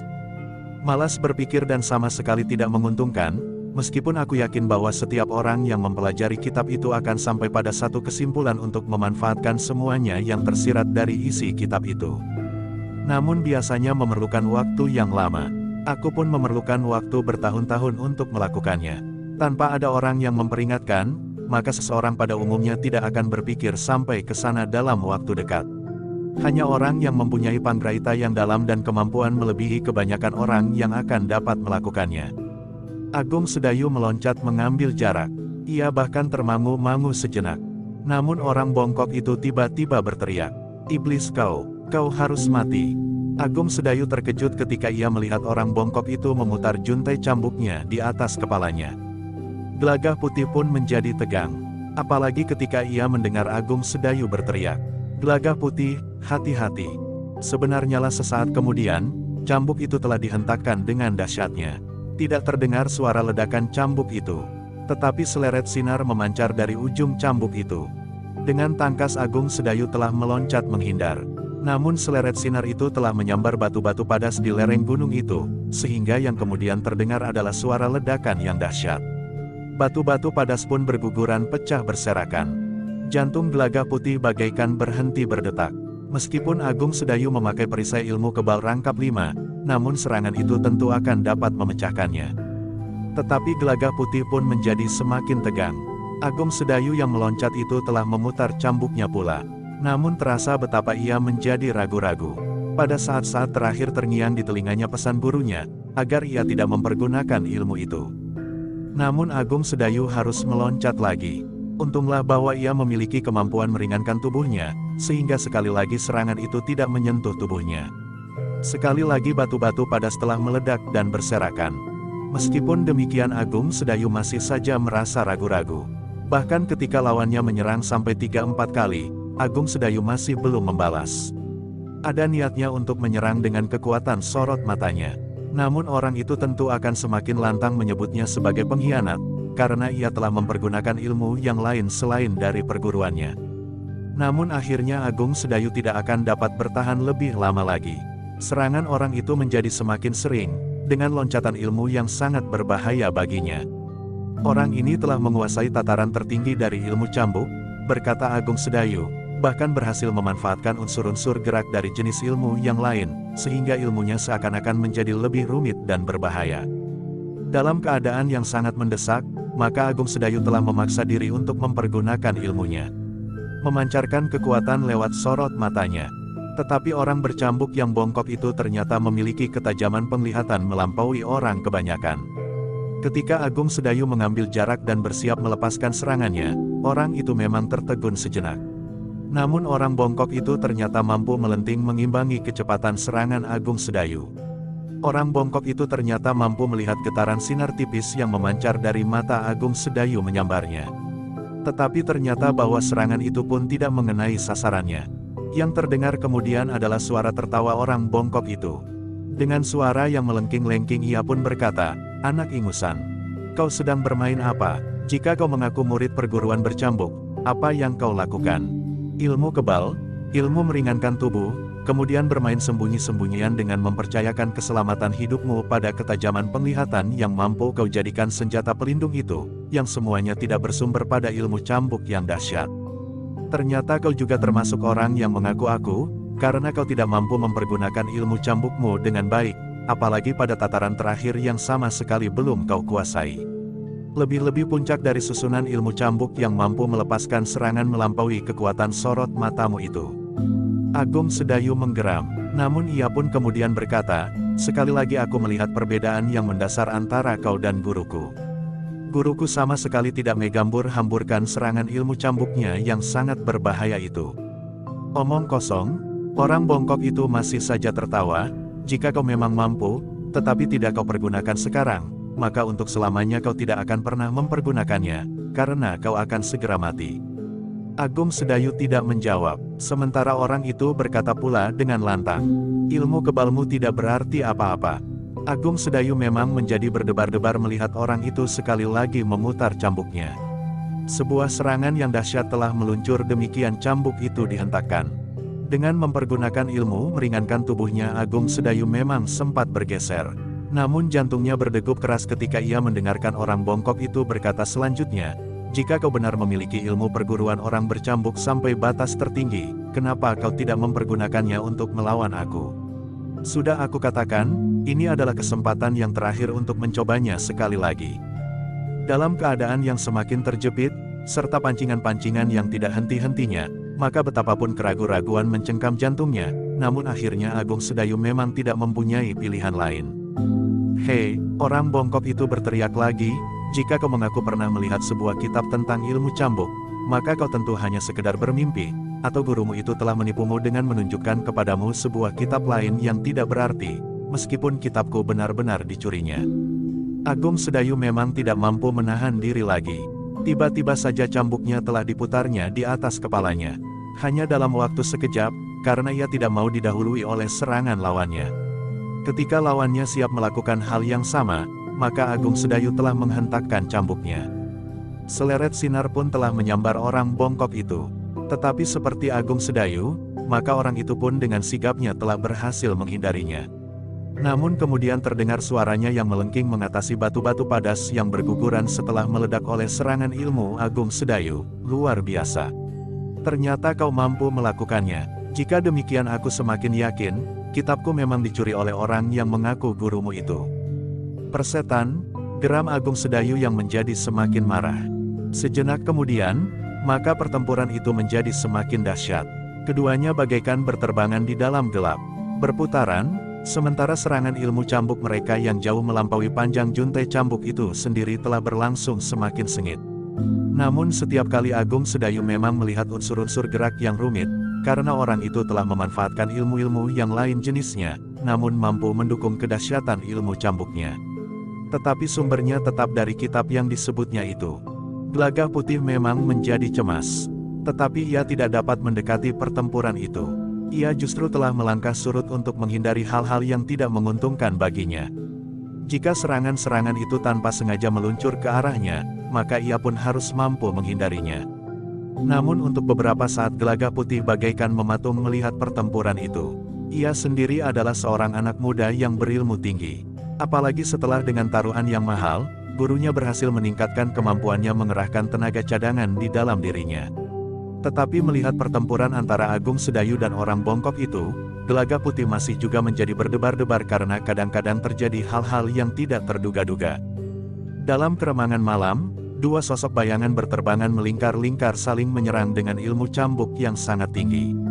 Kemudian bahkan dengan tubuh berputar, meluncur menyusup di bawah serangan yang meluncur dari hentakan cambuk seorang di antara mereka, dan berusaha langsung menyerang dengan juntai cambuk itu. Tetapi ternyata keduanya memiliki kemampuan yang seimbang, meskipun Agung Sedayu harus mempergunakan kemampuannya yang berlandaskan pada sumber yang lain. Bagaimanapun juga ilmu kebal Agung Sedayu memberikan perlindungan juga pada kulitnya, karena sambaran angin serangan lawannya yang tidak mengenai sasaran itu pun akan dapat menyakitinya jika ia tidak mempergunakan ilmu kebalnya. Sedangkan ilmu meringankan tubuh yang dimilikinya itu pun sangat berarti pula baginya dalam pertempuran yang cepat dan pada jarak yang panjang. Sementara itu, Pangeran Mangkubumi seperti yang dikatakan memang mengirimkan sekelompok perwira terpilih untuk mencari Agung Sedayu yang terlalu cepat mendahului mereka. Apalagi bagi telinga mereka, suara cambuk yang kemudian bersahutan itu bagaikan melingkar-lingkar dari arah yang berubah-ubah. Karena itu, maka para perwira itu memerlukan waktu untuk akhirnya berhasil menemukan arena pertempuran itu. Namun mereka tidak sempat menyaksikan pertempuran yang sangat dahsyat itu. Demikian mereka berusaha mendekat, maka orang bongkok itu berkata lantang, "Pengecut, jadi kau perintahkan orang-orangmu mengikutimu dan menolongmu dalam pertempuran ini. Kenapa kau berpura-pura untuk tidak mengizinkan saudara seperguruanmu itu terlibat dalam pertempuran ini, tetapi justru kau panggil sekelompok prajurit? Jika dalam kelompok itu terdapat Pangeran Mangkubumi dan Ki Gede Menores serta Ki Demang Selagilang, maka aku memang akan menemui kesulitan. Apalagi jika Pangeran Mangkubumi langsung ikut menangani. Karena itu, maka aku biarkan kau kali ini. Tetapi dengan cara apapun, kau tidak akan pernah dapat mencapai tanah perdikan Menores setelah kembali dari Madiun." Tetapi tiba-tiba saja Agung Sedayu bertanya, "Dari mana kau ketahui semuanya itu?" Orang itu tidak menjawab, tetapi kemudian tiba-tiba saja ia telah menyerang dengan dahsyatnya untuk mendapat kesempatan melepaskan diri dari pertempuran itu. Sebenarnya lah sejenak kemudian, maka orang itu pun telah meloncat dengan cepat meninggalkan arena menuju ke hutan. Agung Sedayu tertegun sejenak, namun ia pun kemudian telah berlari menyusulnya. Dengan ilmu meringankan tubuhnya, ia berniat untuk dapat mencapainya sebelum orang itu masuk ke hutan. Tetapi Agung Sedayu memang merasa heran. Meskipun ia sudah mempergunakan ilmu meringankan tubuhnya, namun ia tidak menjadi semakin dekat, bahkan semakin jauh. Karena itu, maka Agung Sedayu telah memutar cambuknya sambil berlari. Kemudian berhenti sejenak untuk menghentakkan cambuknya itu. Namun Agung Sedayu memang tidak membidik punggung orang itu. Agung Sedayu sendiri merasa tidak adil untuk menyerang dari belakang di saat orang itu melarikan diri. Karena itu, maka Agung Sedayu telah menyerang sasaran lain. Dengan kekuatan ilmu cambuknya yang sudah hampir sampai ke puncak kemampuan itu, ia telah menyerang sisi hutan yang memang tidak lagi terlalu garang itu. Satu ledakan yang dahsyat telah mengguncang beberapa pohon di hutan itu. Bahkan kemudian disusul suara dahan-dahan yang retak dan berpatahan. Beberapa pohon yang tidak terlalu kuat pun telah tumbang karenanya. Gelagah Putih menarik nafas dalam-dalam. Ternyata kekuatan ilmu cambuk itu begitu dahsyatnya. Apalagi jika Agung Sedayu benar-benar telah menguasai ilmu itu sepenuhnya, sebagaimana Kiai Gringsing. Nampaknya orang bongkok itu juga benar-benar menguasai ilmu cambuk itu, lepas dari kebenaran kata-katanya bahwa kitabnya telah dicuri orang. Atau memang ada kitab rangkap tentang ilmu cambuk? Bertanya Gelagah Putih di dalam hatinya. Hentakan yang dahsyat yang telah mematahkan beberapa dahan dan ranting pepohonan dan menumbangkan pohon-pohon yang tidak mampu bertahan dengan kuat, memang mengejutkan orang bongkok itu. Tetapi ia sama sekali tidak berhenti. Sejenak kemudian maka orang itu pun telah lenyap di dalam kelamnya hutan di malam hari. Beberapa saat kemudian Agung Sedayu berdiri termangu-mangu. Ketika Gelagah Putih kemudian berdiri di sisinya, terdengar Agung Sedayu bergumam. Tetapi tidak begitu jelas bagi Gelagah Putih. Namun tiba-tiba saja Agung Sedayu berkata, "Gelagah Putih, ikut aku." "Kemana?" bertanya Gelagah Putih. Tetapi Agung Sedayu tidak menjawab. Ia telah berlari menuju ke kelompok para perwira Mataram yang menyusulnya. Para perwira itu tidak melihat pertempuran itu dengan jelas, karena demikian mereka mendekati pertempuran itu, orang bongkok itu pun telah melarikan diri. Para perwira yang melihat Agung Sedayu berlari-lari ke arah mereka segera menyongsongnya dan beberapa orang hampir berbareng bertanya, apa yang terjadi? Orang itu melarikan diri, ia masuk ke dalam hutan. Tetapi aku harus mengejarnya, jawab Agung Sedayu. Tetapi kemana kau akan mengejar? Bertanya seorang di antara mereka. Kami akan mengambil kuda, kami harus menemukan mereka, jawab Agung Sedayu. Maaf, kami terpaksa mendahului. Agung Sedayu tidak menunggu jawaban lagi. Ia pun kemudian telah berlari diikuti oleh Gelagah Putih. Namun betapapun Gelagah Putih mengerahkan tenaga cadangan di dalam dirinya sehingga ia pun menjadi bagaikan terbang, tetapi Agung Sedayu masih bergerak lebih cepat lagi. Namun Agung Sedayu harus berhenti berlari ketika ia mendekati perkemahan para prajurit dan pengawal. Ia pun segera melangkah tanpa menarik perhatian. Ternyata para prajurit dan pengawal yang tertidur nyenyak itu tidak terganggu. Tetapi para peronda dan para pemimpinnya menjadi gelisah ketika mereka mendengar suara cambuk yang sahut-menyahut. Bahkan hampir saja Pangeran Mangkubumi sendiri akan menyusulnya. Namun Ki Gede Menoreh dan Ki Demang Selagilang masih berhasil mencegahnya. Karena itu, ketika Agung Sedayu dan Gelagah Putih datang, Pangeran Mangkubumi segera bertanya, apa yang terjadi?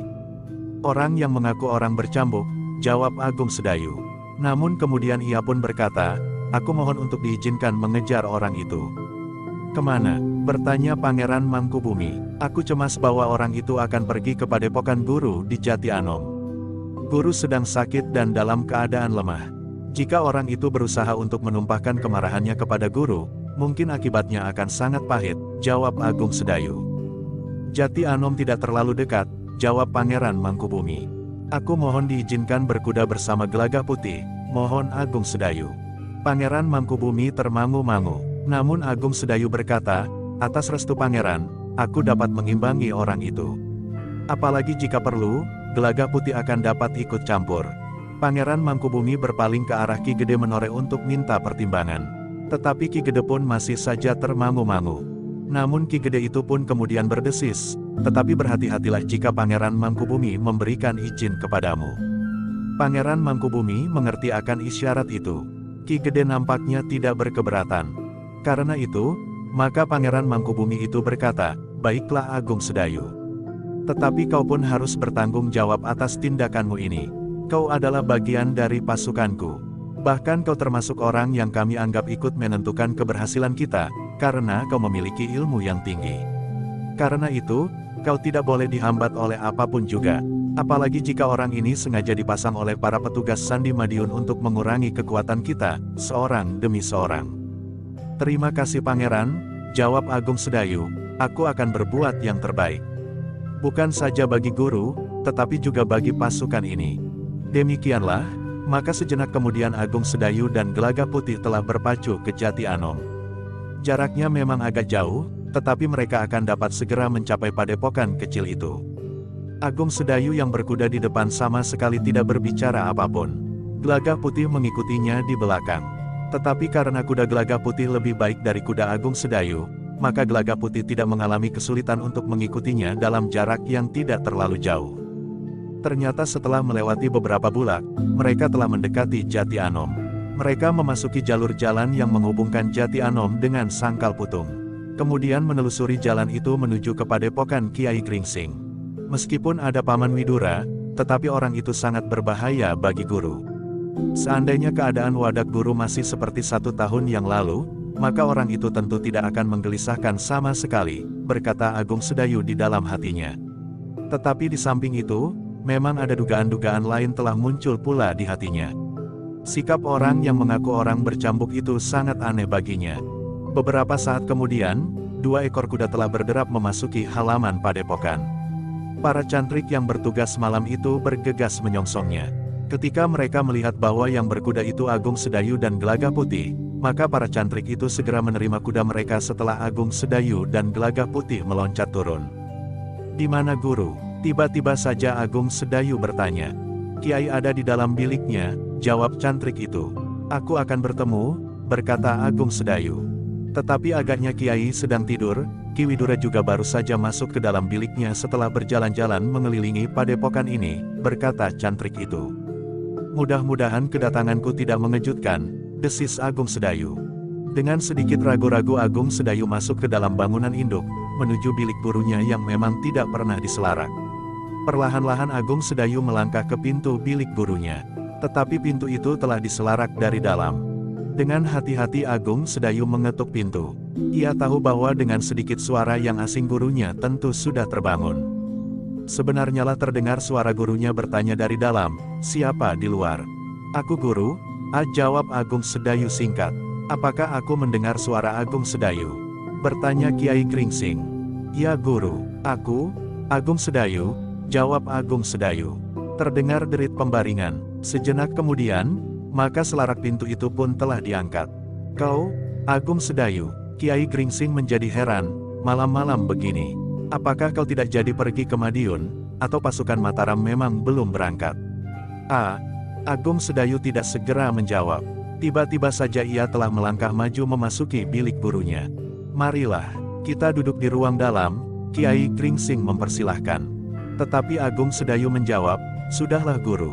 Bukankah guru harus beristirahat? Silahkan guru berada di pembaringan." Tanpa menunggu jawaban, Agung Sedayu pun segera duduk di lantai, sementara Gelagah Putih ikut pula. Karena Agung Sedayu tidak cukup maju, maka Gelagah Putih telah duduk di pintu. "Kenapa kau bertanya Kiai Gringsing. Namun orang tua itu terlatih-tatih bergerak surut dan duduk di pembaringannya.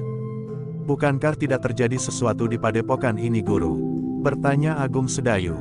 "Tidak, kenapa?" bertanya Kiai Gringsing. "Hatiku merasa tidak enak. Karena itu, aku singgah sebentar di padepokan ini dalam perjalanan kami menuju ke Madiun."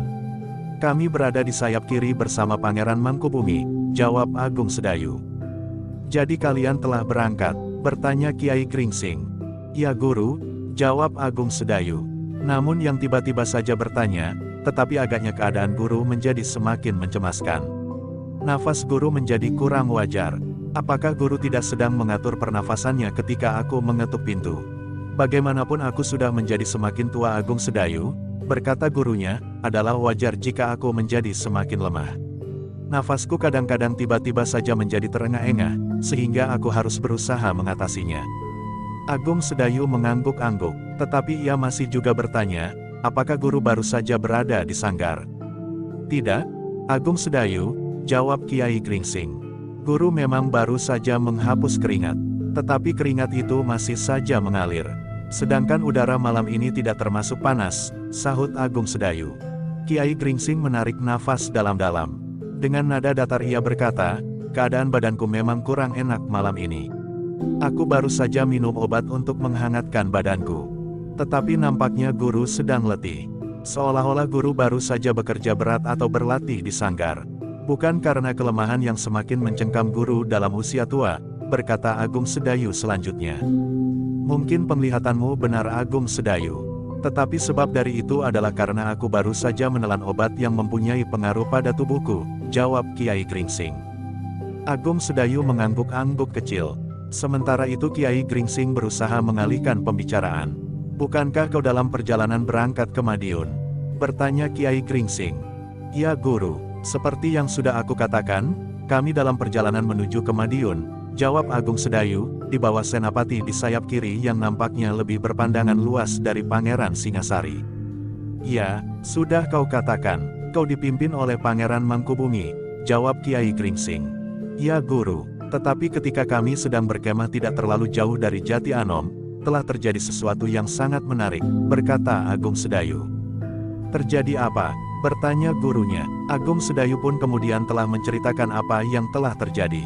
Tentang orang yang mengaku orang bercambuk dan menuduh orang lain telah mencuri kitabnya. "Tetapi," berkata Agung Sedayu, "orang itu pula yang telah memberikan beberapa petunjuk kepadaku tentang beberapa kekuranganku. Ketika aku melihat unsur-unsur gerak yang rumit dari orang bercambuk itu, maka sengaja atau tidak sengaja ia memberikan jalan kepadaku untuk melakukannya." Kiai Gringsing mengerutkan keningnya. Dengan nada geram ia bertanya, "Siapakah orang yang telah berani menuduh aku mencuri kitabnya?" "Aku bukan seorang pemberang Agung Sedayu. Bahkan aku selalu berusaha menghindari benturan kekerasan jika masih mungkin. Tetapi jika aku dituduh sebagai seorang pencuri, maka rasa-rasanya telinga ini memang menjadi panas." "Jadi guru menjadi marah?" bertanya Agung Sedayu. "Tentu saja," jawab Kiai Gringsing. dan barangkali semua orang, tentu marah bahwa ia telah disebut seorang pencuri. Jika demikian, marilah guru, kita cari orang itu, ia tentu berada di sekitar tempat ini, berkata Agung Sedayu. Aku akan menunggunya, jika ia memang menuduh aku mencuri kitabnya, maka orang itu tentu akan datang ke padepokan ini. Jika ia dapat mengetahui beberapa hal tentang diriku, maka ia tentu tahu aku di sini. Bahkan ia tahu bahwa muridku berada di sayap kiri pasukan Mataram, jawab Kiai Gringsing. Baik guru, jika benar orang itu merasa pernah kehilangan, maka ia tentu akan datang ke padepokan ini, desis Agung Sedayu. Namun katanya kemudian, tetapi bagaimana tanggapan guru terhadap orang itu? Ia justru telah membuka hatiku, sehingga aku melihat beberapa kekurangan di dalam diriku. Kiai Gringsing menarik nafas dalam-dalam. Katanya, ia telah kehilangan pengamatan diri pada waktu itu. Ia terlalu sombong sehingga ia tidak menyadari, bahwa yang dikatakan itu justru menguntungkan lawannya. Guru, ada bedanya antara tidak sadar dan justru disadari sepenuhnya, berkata Agung Sedayu. Tiba-tiba saja Kiai Gringsing tersenyum. Katanya, apakah kau dapat membedakannya? Itulah yang ingin aku tanyakan kepada guru, jawab Agung Sedayu. Bagaimana aku harus menjawab, karena aku tidak melihat apa yang terjadi, berkata Kiai Gringsing. Tetapi aku yakin bahwa guru dapat melihat, meskipun dalam penggraita, berkata Agung Sedayu kemudian.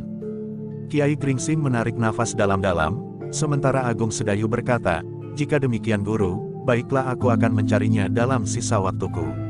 Aku akan menelusuri jalan-jalan di sekitar padepokan ini. Guru nampaknya sedang dalam keadaan lemah sekali sekarang ini. Jika benar orang itu datang kemari, maka guru akan dapat mengalami kesulitan. Agung Sedayu, berkata Kiai Gringsing, jadi kau anggap bahwa kau memiliki kelebihan dari aku. Bukan begitu guru, jawab Agung Sedayu, aku tentu tahu diri. Apa yang aku kuasai sekarang masih jauh dari mencukupi. Tetapi aku lebih muda dari guru. Aku tidak sedang dalam keadaan sakit. Dan lebih dari itu, aku yang sudah bertempur dengan orang itu merasa bahwa aku akan dapat mengimbanginya. Tetapi kau ditunggu oleh pasukanmu. Bahkan oleh seluruh pasukan Mataram di sayap kiri itu, berkata Kiai Gringsing.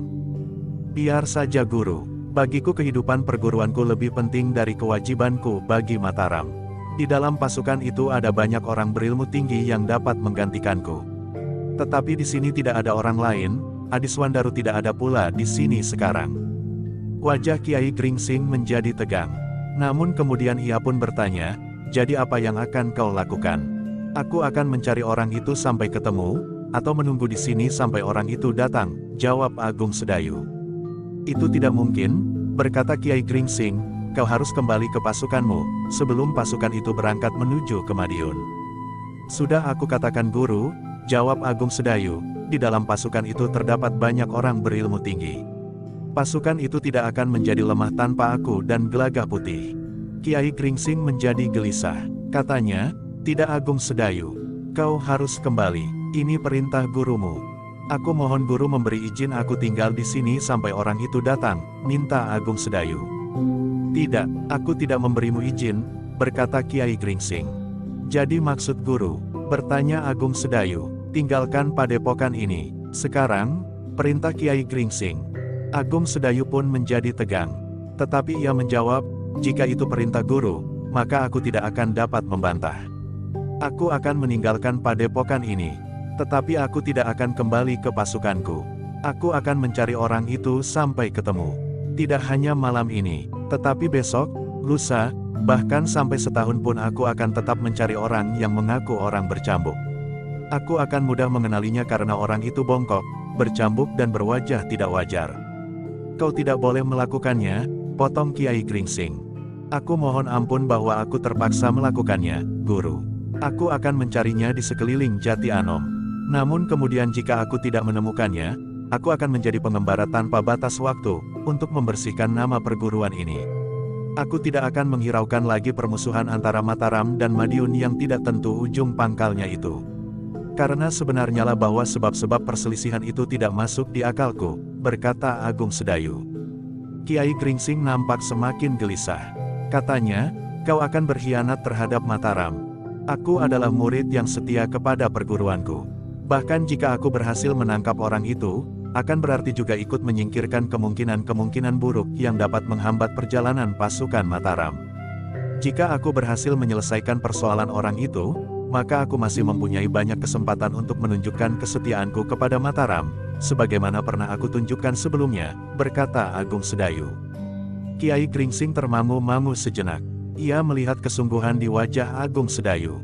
Namun tiba-tiba saja Kiai Gringsing menarik nafas dalam-dalam. Dengan nada datar Kiai Gringsing bertanya, "Kau bersungguh-sungguh Agung Sedayu?" "Ya Guru," jawab Agung Sedayu. "Aku tidak melihat kesungguhan itu di sorot matamu," jawab Kiai Gringsing, "tetapi aku melihat satu kesungguhan yang lain dari yang kau katakan." "Maksud Guru?" Agung Sedayu menjadi termangu-mangu. "Baiklah," berkata Kiai Gringsing, "aku mengalah. Kau memang mempunyai panggraita yang sangat tajam. Kau mampu mempergunakan kemampuan ilmu Sabta Panggraita, sehingga aku tidak dapat membohongimu lagi." Agung Sedayu mengerutkan keningnya, namun ketika ia melihat gurunya mengangguk, tiba-tiba saja Agung Sedayu telah membungkuk hormat. Dahinya hampir menyentuh tanah ketika kemudian ia berdesis, "Guru, aku mengucapkan terima kasih yang sebesar-besarnya atas perkenan Guru meluruskan kedunguanku." Kiai Gringsing menarik nafas dalam-dalam. Dengan nada datar Kiai Gringsing bertanya, "Tidak Agung Sedayu, bukan karena kedunguanmu. Yang kau lakukan adalah wajar, bahkan sudah lebih baik dari orang lain. Kau pun telah melakukan apa yang kau dapatkan dari pengalamanmu itu. Yang terjadi adalah sekedar memacu dan mempercepat gejolak yang terjadi di dalam dirimu, menjelang saat-saat kau mengakhiri laku untuk menguasai ilmu puncak." "Aku mengerti Guru," jawab Agung Sedayu. "Dengan cara itu aku kira kau akan dapat lebih cepat mengerti, karena kau mengalami sesuatu yang berarti bagi ilmumu," berkata Kiai Gringsing. Sementara itu, betapapun hijaunya penalaran Gelagah Putih yang muda itu, namun ia dapat menangkap hasil pembicaraan antara Agung Sedayu dengan Kiai Gringsing. Ia dapat mengerti bahwa satu cara yang khusus telah dipergunakan oleh Kiai Gringsing untuk meningkatkan kemampuan muridnya. Agaknya karena Kiai Gringsing tidak melakukan dengan cara yang sewajarnya, maka kesannya pun justru lebih mendalam bagi Agung Sedayu. Namun terbersit juga pertanyaan di hati Gelagah Putih, barangkali karena Kiai Gringsing tidak melakukan tuntunan langsung kepada muridnya bersama-sama, maka Kiai Gringsing telah memilih cara yang lain. Sementara itu, Kiai Gringsing pun telah berkata, "Baiklah Agung Sedayu. Aku kira sudah waktunya kau kembali ke pasukanmu. Tetapi nampaknya keadaan Guru menjadi semakin lemah. Guru telah melepaskan banyak tenaga," berkata Agung Sedayu. "Pergilah, aku tidak apa-apa, tetapi barangkali sebaiknya kalian berdua bertemu lebih dahulu dengan pamanmu Widura, karena kalian sudah terlanjur sampai di sini." Agung Sedayu dan Gelagah Putih mengangguk dalam-dalam. Dengan nada rendah Agung Sedayu berkata, "Kami akan menghadap Paman Widura. Ia ada di biliknya di bangunan sebelah. Pamanmu lebih senang berada di rumah sebelah daripada bersama-sama aku di sini," berkata Kiai Gringsing. Agung Sedayu pun kemudian bersama-sama dengan Gelagah Putih telah meninggalkan bilik Kiai Gringsing untuk pergi ke rumah sebelah. Mereka memang mengejutkan Widura dengan kehadiran mereka. Tetapi Agung Sedayu berkata, "Hatiku merasa kurang enak Paman." "Hanya karena itu?" bertanya pamannya. Agung Sedayu termangu-mangu sejenak, namun ternyata ia tidak dapat menyembunyikan keperluannya yang sebenarnya hadir di padepokan kecil itu, setelah Ki Widura memberikan isyarat bahwa ia sudah tahu apa yang telah terjadi. "Cara yang dipilih oleh gurumu," berkata Ki Widura. Agung Sedayu mengangguk kecil. Sementara itu Ki Widura berkata selanjutnya, "Tetapi gurumu tidak tahu, apakah dengan cara yang sama gurumu dapat memperlakukan muridnya yang seorang lagi. Tetapi seandainya tidak, maka orang tidak akan dapat mengatakan bahwa gurumu tidak adil, karena yang dilakukan terhadapmu tidak lebih dari satu paksaan untuk melakukan latihan berat." "Ya Paman," desis Agung Sedayu sambil mengangguk-angguk pula. "Nah, bukankah sekarang kau harus kembali ke pasukanmu?" bertanya Ki Widura. "Ya Paman," jawab Agung Sedayu. Sambil mengangguk-angguk Ki Widura berkata, "Kembalilah. Jangan membuat Ki Gede gelisah." "Baik Paman," jawab Agung Sedayu, "kami mohon diri." Gelagah Putih pun kemudian juga mohon diri kepada ayahnya, setelah ayahnya memberikan beberapa pesan, meskipun sebagian sekedar mengulangi pesan-pesan yang pernah diberikan. Demikianlah, maka bersama Ki Widura keduanya telah menemui Kiai Gringsing kembali untuk minta diri. Namun Agung Sedayu menjadi semakin cemas melihat keadaan gurunya. Ketika mereka sampai ke bilik Kiai Kringsing, maka Kiai Kringsing sedang duduk di pembaringannya. Nampaknya ia masih berusaha mengatur pernafasannya yang rasa-rasanya menjadi sendat. "Aku tidak apa-apa," berkata Kiai Kringsing, "berangkatlah.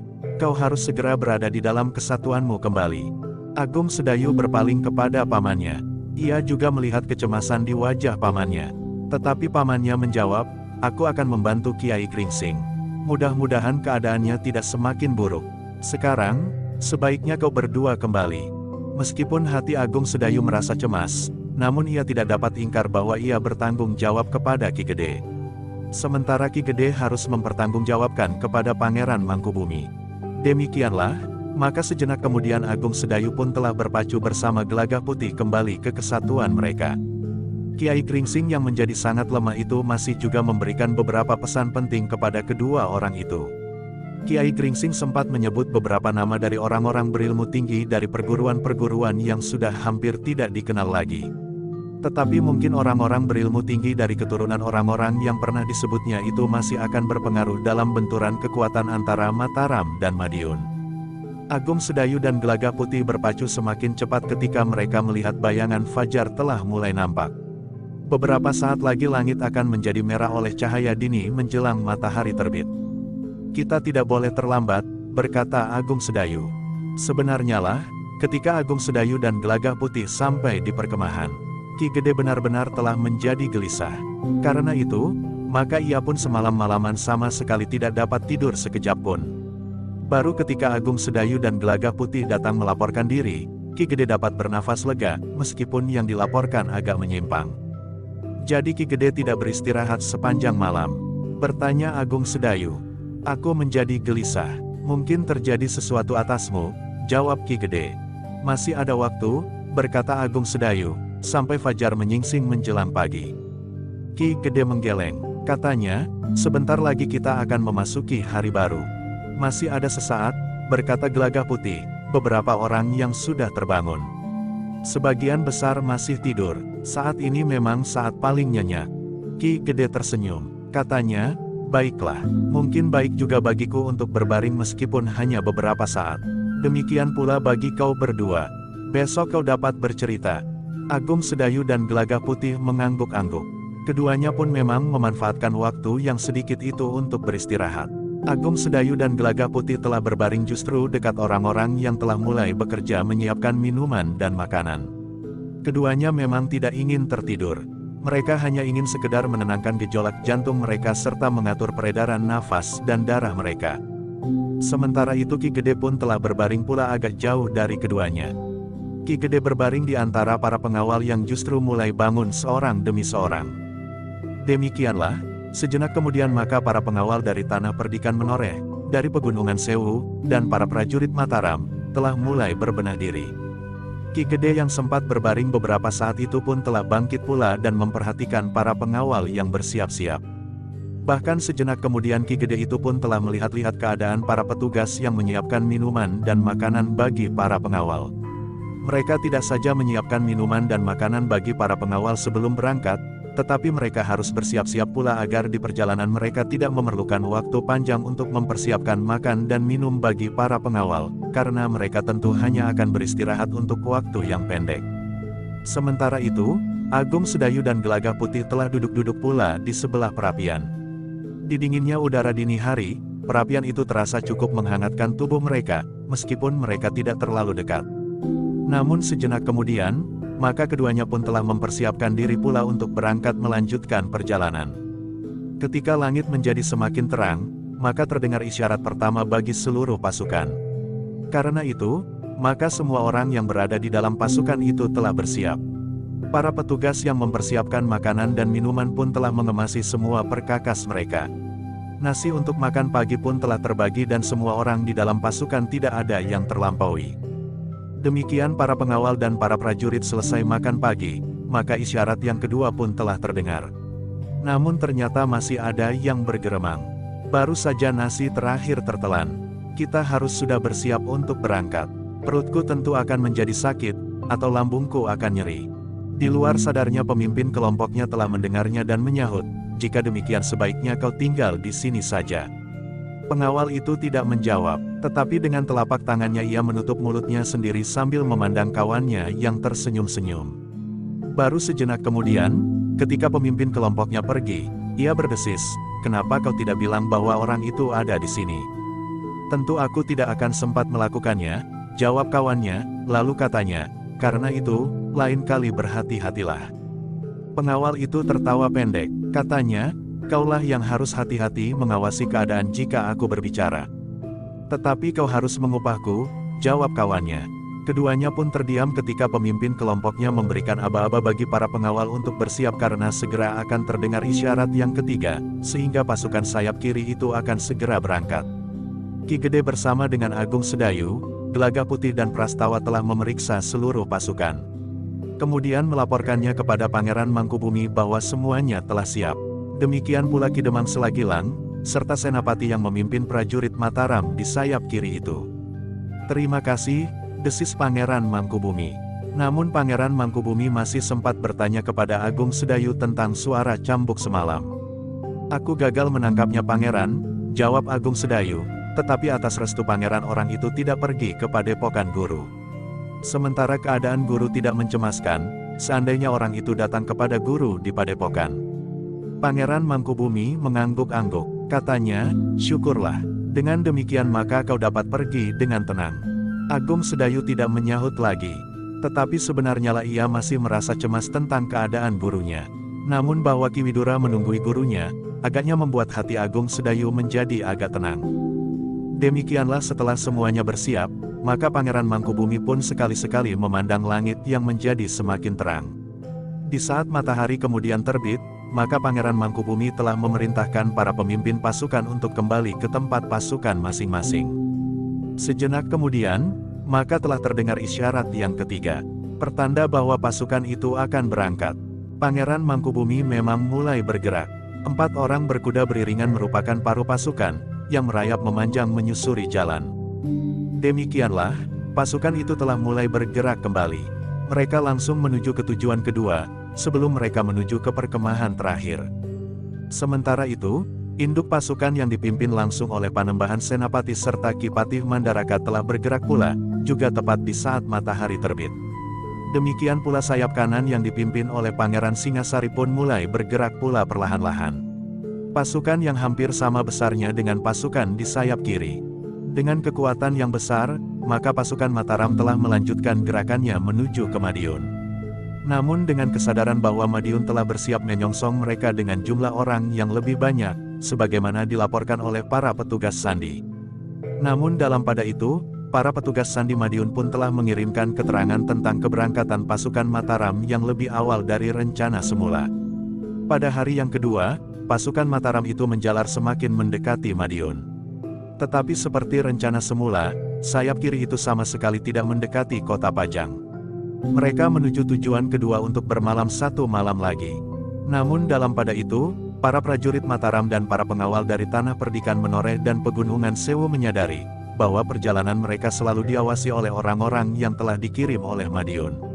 Tetapi mereka tidak mengambil langkah-langkah tertentu, karena orang-orang itu dirasa sama sekali tidak mengganggu. Namun mereka pun menyadari bahwa kenyataan dari pasukan itu sampai bagian yang sekecil-kecilnya telah disampaikan kepada para pemimpin di Madiun. Ketika prajurit Mataram yang berjalan di luar barisan berhasil menangkap 2 orang petugas sandi, maka mereka mendapat keterangan bahwa Madiun benar-benar sudah siap untuk menyongsong mereka. Namun para pemimpin Mataram di sayap kiri itu pun yakin, bahwa Panembahan Senapati telah mendapat keterangan yang lengkap pula tentang gerakan pasukan Madiun. Di tengah hari, 2 orang penghubung dari induk pasukan telah menghubungi Pangeran Mangkubumi untuk melihat, apakah gerakan pasukan di sayap kiri itu berjalan sebagaimana direncanakan. Ternyata semua telah berjalan menurut rencana. Dari penghubung itu Pangeran Mangkubumi pun telah mengetahui bahwa induk pasukan telah berada di batas kota Pajang. Tetapi pada dasarnya pasukan itu memang tidak akan berhenti di Pajang terlalu lama. Pasukan induk itu hanya akan membenahi diri dan bergabung dengan kekuatan yang sudah ada di Pajang. Kemudian melanjutkan perjalanan menuju ke Madiun dengan membawa segala macam perlengkapan dan bekal yang diperlukan. Panembahan Senapati memang memperhitungkan bahwa perang yang akan terjadi tidak akan dapat diselesaikan dalam waktu 1-2 hari. Demikianlah, Ketika matahari turun di sisi barat langit, maka pasukan Mataram telah mendekati sasaran kedua. Pasukan induk, pasukan sayap kanan dan sayap kiri telah berjalan sesuai dengan rencana. Pasukan sayap kiri telah sampai di tujuan kedua itu sebelum senja. Mereka datang lebih cepat sedikit dari yang direncanakan. Agaknya karena pasukan sayap kiri itu mempergunakan waktu beristirahat terlalu pendek di tengah hari itu. Namun dengan demikian mereka justru sempat beristirahat cukup lama di tempat tujuan kedua itu. Bahkan ada di antara para prajurit yang demikian tiba di tempat, serta setelah para pemimpin memberikan laporan kepada Pangeran Mangkubumi yang memerintahkan pasukan beristirahat, langsung menjatuhkan diri sambil memijit-mijit betisnya. "Kenapa kau?" bertanya kawannya. "Aku merasa letih sekali," desis orang itu. "Kita belum sampai di Madiun," sahut kawannya, "besok kita harus berjalan lagi." Prajurit itu mengangguk, tetapi ia berdesis, "Agaknya aku sudah terlalu tua. Biasanya kakiku tidak terasa sakit seperti ini. Di sini dalam keadaan seperti ini kau merasa terlalu tua," desis kawannya sambil tertawa. Prajurit yang terduduk itu mengambil batu sambil berkata, "Ayo, lanjutkan kalimatmu. Sebelum kau selesai, maka dahimu tentu sudah benjut." Kawannya tertawa, namun kemudian katanya, "Marilah, kita menepi. Kelompok kita ada di sisi sebelah barat, dekat dengan para petugas di dapur membuat perapian." Kawannya yang letih sekali itu tidak menjawab. Ia mencoba berdiri dan berjalan tertatih-tatih menuju ke sisi sebelah barat dari sebuah padang perdu, yang cukup luas bagi perkemahan para prajurit dan pengawal Mataram di sayap kiri itu. Di sisi barat telah diletakkan perbekalan bagi sayap kiri yang dibawa dengan beberapa ekor kuda, termasuk persediaan makan. Tidak saja selama perjalanan, tetapi juga untuk hari pertama setelah mereka sampai di Madiun. Baru kemudian mereka akan mendapat bagian dari perbekalan yang ada di induk pasukan, yang dibawa dengan beberapa pedati. Kesempatan bagi pasukan yang agak luas untuk beristirahat itu telah dipergunakan sebaik-baiknya oleh para prajurit dan para pengawal, karena mereka memang baru saja menempuh satu perjalanan yang berat. Mereka pada umumnya tidak segera pergi ke sungai yang terdapat tidak jauh dari padang perdu itu. Tetapi pada umumnya mereka langsung berbaring untuk melepaskan lelah. Baru kemudian setelah senja menjadi semakin gelap, mereka bergantian pergi ke sungai. Sementara yang bertugas tidak kehilangan kewaspadaan, karena banyak hal yang dapat terjadi. Tempat perkemahan mereka saat itu sudah menjadi semakin dekat dengan Madiun. Sebenarnya lah bahwa kehadiran pasukan Mataram itu tidak lepas dari pengamatan para petugas sandi dari Madiun. Mereka selalu memperhitungkan semua gerakan yang dilakukan oleh pasukan Mataram, baik induk pasukannya maupun sayap-sayapnya. Ketika orang-orang Mataram itu kemudian telah menempatkan dirinya dalam situasi kelamnya malam, maka beberapa orang petugas sandi Madiun berusaha untuk mendekatinya. "Mereka cukup berhati-hati," berkata pemimpin dari orang-orang yang mengamati perkemahan itu dari kejauhan, sambil memperhatikan api di beberapa perapian. "Ya," jawab kawannya, "tetapi kita sempat menunggu. Apakah sikap hati-hati itu akan berlangsung semalam suntuk atau sekedar menunggu malam?" Pemimpin mereka mengangguk-angguk, katanya sambil menggamit dua orang di antara kawan-kawan, "Awasi mereka. Aku akan menyingkir agar kehadiran kita tidak mudah diketahui oleh orang-orang Mataram." "Baik Kakang," jawab kedua orang itu hampir berbareng. Demikian pemimpinnya dan orang-orang lain meninggalkan tempat itu, maka kedua orang itu pun telah mengambil tempat yang sebaik-baiknya, karena mereka akan mengawasi orang-orang Mataram untuk waktu yang lama. Yang menjadi pusat perhatian mereka adalah perbekalan orang-orang Mataram. Nampaknya di sayap-sayap pasukan, perbekalan yang dibawa memang tidak terlalu banyak. Berbeda dengan induk pasukan, di induk pasukan terdapat beberapa buah pedati. Bahkan ada beberapa pedati yang berangkat lebih dahulu, dikawal kuat oleh prajurit Pajang. Namun para petugas sandi Madiun terlambat mengetahui keberangkatan pedati-pedati itu karena Pajang mampu merahasiakannya sebaik-baiknya. Apalagi pedati-pedati itu tidak meninggalkan kota Pajang melalui gerbang induk. Tetapi Madiun tidak terlambat mengeluarkan perintah untuk menghancurkan perbekalan Mataram dimanapun juga perbekalan itu disimpan. Di induk pasukan, di sayap-sayap pasukan, atau yang telah dipersiapkan lebih dahulu. Namun para pemimpin Madiun pun menyadari bahwa perintah itu sulit sekali dikatakan, karena pasukan Mataram menyadari bahwa perbekalan mereka merupakan bagian penting dari dukungan kekuatan pasukan mereka. Demikian pula perbekalan yang ada di depan pasukan induk, yang dikawal kuat oleh prajurit Pajang. Sulit bagi para petugas sandi untuk melakukan sergapan dengan tiba-tiba menghancurkan perbekalan itu.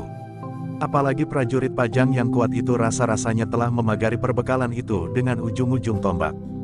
Dalam pada itu selagi pasukan Mataram beristirahat, maka di Jati Anom di padepokannya yang kecil, Kiai Gringsing sedang berbincang dengan Ki Widura tentang keberangkatan pasukan Mataram itu. Mudah-mudahan pasukan Mataram mendapat perlindungan dari Yang Maha Agung, desis Kiai Gringsing yang masih saja nampak lemah. Ki Widura mengangguk-angguk. Dengan nada rendah Ki Widura berkata, Panembahan Senapati nampaknya cukup berhati-hati. Namun Panembahan Senapati pun menyadari bahwa ia bukan penentu terakhir dari segala usahanya. Kiai Gringsing mengangguk-angguk. Dengan suara sendat ia kemudian berkata, ada sesuatu yang aku pikirkan. Apa Kiai? Bertanya Ki Widura. Kiai Gringsing menarik nafas dalam-dalam. Katanya, aku memikirkan Agung Sedayu. Justru karena ia muridku. Kenapa? Bertanya Ki Widura. Sebenarnya lah ada yang belum aku katakan dari seluruh cerita perjalananku ke Madiun beberapa waktu yang lalu, berkata Kiai Gringsing, justru yang menyangkut perguruan ini. Tentang apa Kiai? Bertanya Ki Widura pula. Sebenarnya bukan tentang perguruan orang bercambuk, tetapi justru permusuhan yang tidak ada kesudahannya. Suara Kiai Gringsing merendah, sejak aku masih muda sampai saatnya hampir tenggelam. Bersambung ke jilid 252.